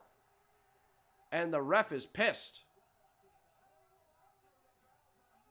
Whoa! The referee is shouting at Benavidez's camp to get out of the ring. The referee is furious. Morrell threw a punch well after the bell. And he is taking a point. The referee is taking a point from Morrell that neutralizes the knockdown. Wow. Shocking turn of events here. Morrell gets a knockdown with a check hook. Benavidez's gloves touch the canvas. Benavidez gets furious throwing a combination at the end of the round, but the bell rings, and after the bell rings, decently after the bell rings, Morrell throws a hook and the referee gets furious, takes the point away. Let's see, okay. Yeah, no, okay. So it looked like Taylor got in between them before the bell rang to stop them. And then you kind of hear the bell ring, and then after that you see Morrell throws his hook that lands on. That was a good, clean hook that landed on Benavidez after the bell. It looked like Taylor, the ref, may have gotten in there a touch early, but Morrell threw when the ref was in between them. So, wow. Wow, drama, drama, pinch of controversy, a little bit of controversy, people. Wow. All right. Crowd's getting amped here. We got the 12th and final round. What's going to happen? Let's see if Morrell is throwing a combination here. Morrell's got to sell out, I think. Morrell's kind of got to sell out. Benavidez, it's been competitive, but Benavidez, to me, has been winning these rounds. Morrell coming forward, unloading. Benavidez blocks most of these shots. Now referee breaks them up. Morrell unloading. Yeah, it looks like Morrell is selling out here. And Benavidez blocking. Now Benavidez coming forward and lands a good little right uppercut, left hook. And Morrell might be hurt.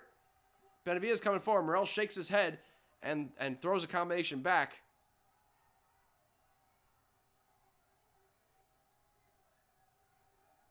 And both of them kind of posing, throwing some weird shots, nothing landing. There we go. Now Benavidez with a counter left uppercut. Morrell tries to throw a hook. Benavidez blocks it. Good jab by Benavidez. Another jab by Benavidez. Jab by Morrell. Ooh, lead uppercut by Benavidez. A good little counter left by Benavidez. Morrell throws a left hook or a lead hook cross. We're seeing some real aggression here in the final round, particularly by Morrell. Good jabs by Benavidez. Good uppercut by Benavidez. The monster coming forward. Another jab. Another jab. 1-2. Benavidez, the left hook to the body. Another good jab by Benavidez. And now Benavidez has closed the distance. A little counter left hook by the monster. You see Morrell's tongue and it's covered in blood. Good jab by Benavidez. Morrell comes forward with a 1-2. Benavidez backs out of range. Whipping lead hook by Morrell. Benavidez pulled back. Avoided it. Whoa. Morrell's head knocks into David Benavidez's head. Clash of heads. Accidental. Now we're continuing again. Good left hook by Benavidez. Ooh, good right uppercut by Benavidez.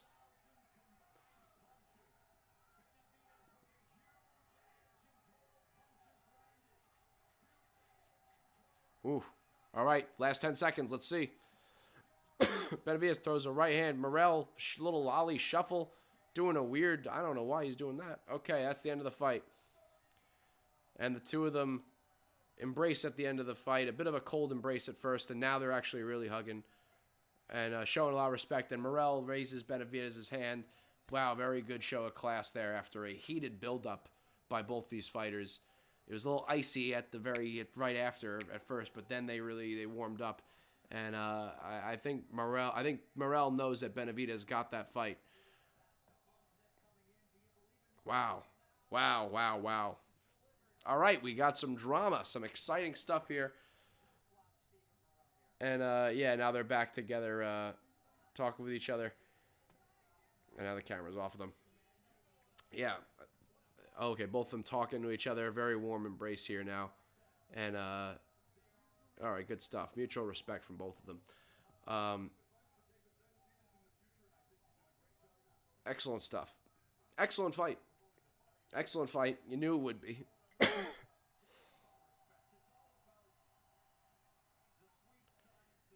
Was any rematch clause or DB waits for winner of... Yeah. Benavidez is going to want to fight the winner of Beterbiev versus Bivol. If Benavidez gets the decision. If. He should. But I never trust the judges. I never trust the judges. But good action in this fight. We saw Benavidez proved a lot. Benavidez proved that, you know, he got hurt there by Morrell at one point. I think it was in like the third round, maybe towards the end of the round. but he was able to survive, and he threw back at Morrell, and his craft really showed. Benavidez was, and one of the most effective tactics for Benavidez in this fight was peeling the guard down from Morrell and hooking around it. Great bit of veteran craft, and Morrell had trouble countering it. Final punch stats: Benavidez 224 of 553, 41% of his total punches. Morrell 165 of 601, 27% of his total punches. Benavidez landed 48% of his power shots versus 32% of Morrell landing his power shots. 25% of Dave Benavidez's jabs connected versus 16% of Morrell's jabs. The stats show Benavidez won that fight. Absolutely.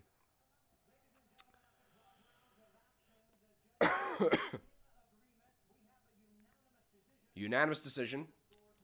Let's see.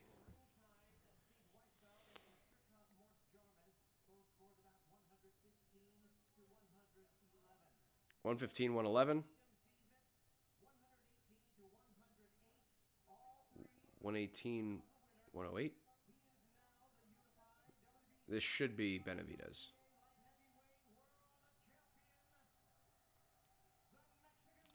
Benavidez, unanimous decision. Beautiful. Beautiful. You love to see it. Great fight from the two of them. I got nothing against David Morrell. I really like Benavidez.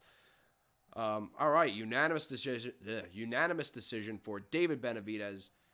Very big for, and he's now 30-0 with 24 knockouts. So David Benavidez beats Morrell via unanimous decision. Morrell was, very much in some ways seen as a boogeyman. Well, Benavidez certainly a boogeyman, but Morrell was seen as a boogeyman with just the talent and skill and athleticism that he had. Okay.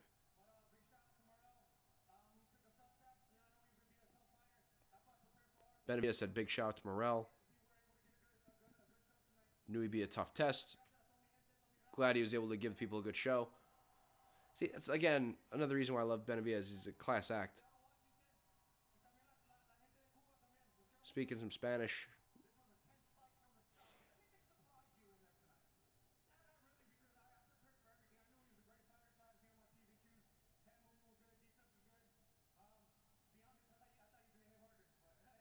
Oh, shit. Benavidez a little, some strays there for Morrell. Yeah, asked if... Benavidez was asked if anything surprised him. And he said, no, not really. He's prepared really well. Knew that he's a great fighter, so was really on my P's and Q's. If anything surprised me, though, I thought he hit a bit harder, though. I thought he hit a bit harder, and Benavidez smiled.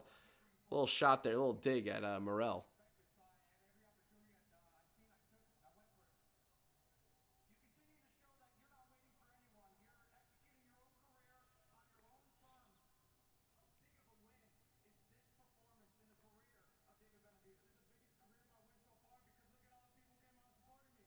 Benavidez said, this is the biggest win of my career so far, because look at all the people who came out here and supported me.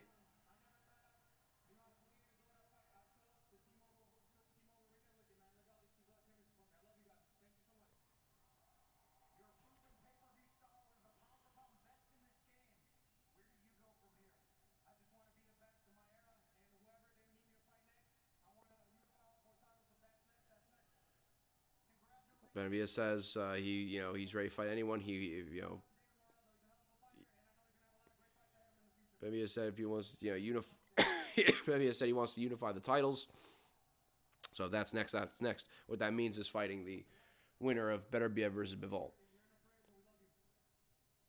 And Benavidez gave props again to Morrell at the end of the interview. Now they're going to interview Morrell. Or are they going to interview Morrell? Yeah, they're going to interview Morrell.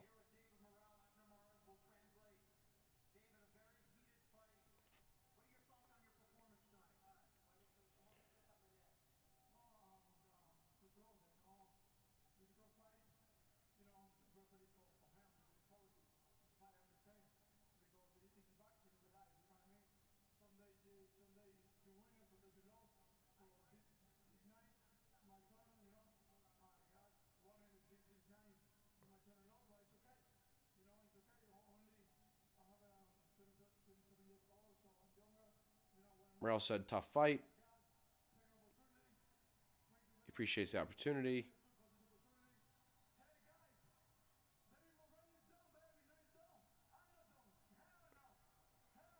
Morrell said, I'm not. David Morrell's done. I'm not done. Hell no. Hell no.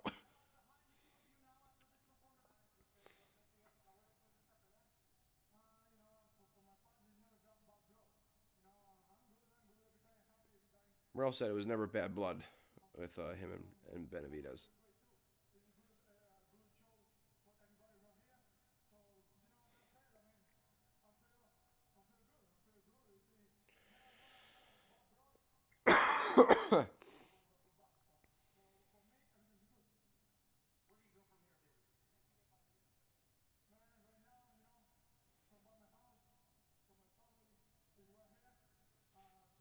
Yeah, okay. Asking if for Jeffrey, asking if Benavidez can beat either of the other B guys, Beterbiev or Bivol. I think Benavidez has a better shot against Bivol than he does Beterbiev. And that's partially just because of the styles and the just physically how they how they match up. I think Beterbiev. The problem is that the high guard that Benavidez employs, Beterbiev would pick that apart, and you can't just the way that Benavidez mitigates damage. One of the ways is by picking off a lot of shots with his guard and catching a lot of shots. Problem is you catch all those shots, from Beterbiev, and it's gonna do some serious damage on you. So I think Beterbiev's a real tough matchup. Bivol, I think, Benavidez could potentially really cause problems for him using his length and his volume and just by crowding. But Bivol is a master and a master matador, so to speak. So that'd be a really interesting fight. Can Morrell move down? I don't know. I don't think so. Morrell's been at this weight class for a while now, so he's a big guy. Morrell's a big guy, so I think he's gonna stay at 175. Yeah, he's got to take on some other challenges, build his way back up to the top of the line. But he's still pretty young. He's like 27 years old, Morrell. Anyway, awesome night of boxing. My voice, my cough. I'm barely here, but god damn it, we made it. Great stuff. Thank you all so much for being on here. I guess in last thoughts, again, it was big night for the light heavyweight division, and it's that Benavidez is making his own way, and the fact that he didn't just keep calling out and keep waiting for Canelo at 168. He moved on. He said, you know what, I'm going to go to 175. I'm going to make my bones there. And he beat Vodsdick at 175. He's now taken out David Morrell, someone who was a low reward, high risk fight. This was a low reward, high risk fight for David Benavidez. David Morrell, not really known by the wider public, so not a lot of commercial bonus to fighting him, but well known within the boxing community for being a real problem. A guy with great athleticism, explosiveness, craft, hell of an amateur pedigree. The fact that Benavidez took him on as a challenge speaks volumes about Benavidez and his pursuit for greatness. And so now he's going to take on potentially the winner of Beterbiev versus Bivol. That is more boxing history to see. And so very, very exciting stuff. Excellent night of fights. Good for David Benavidez. Really happy for him.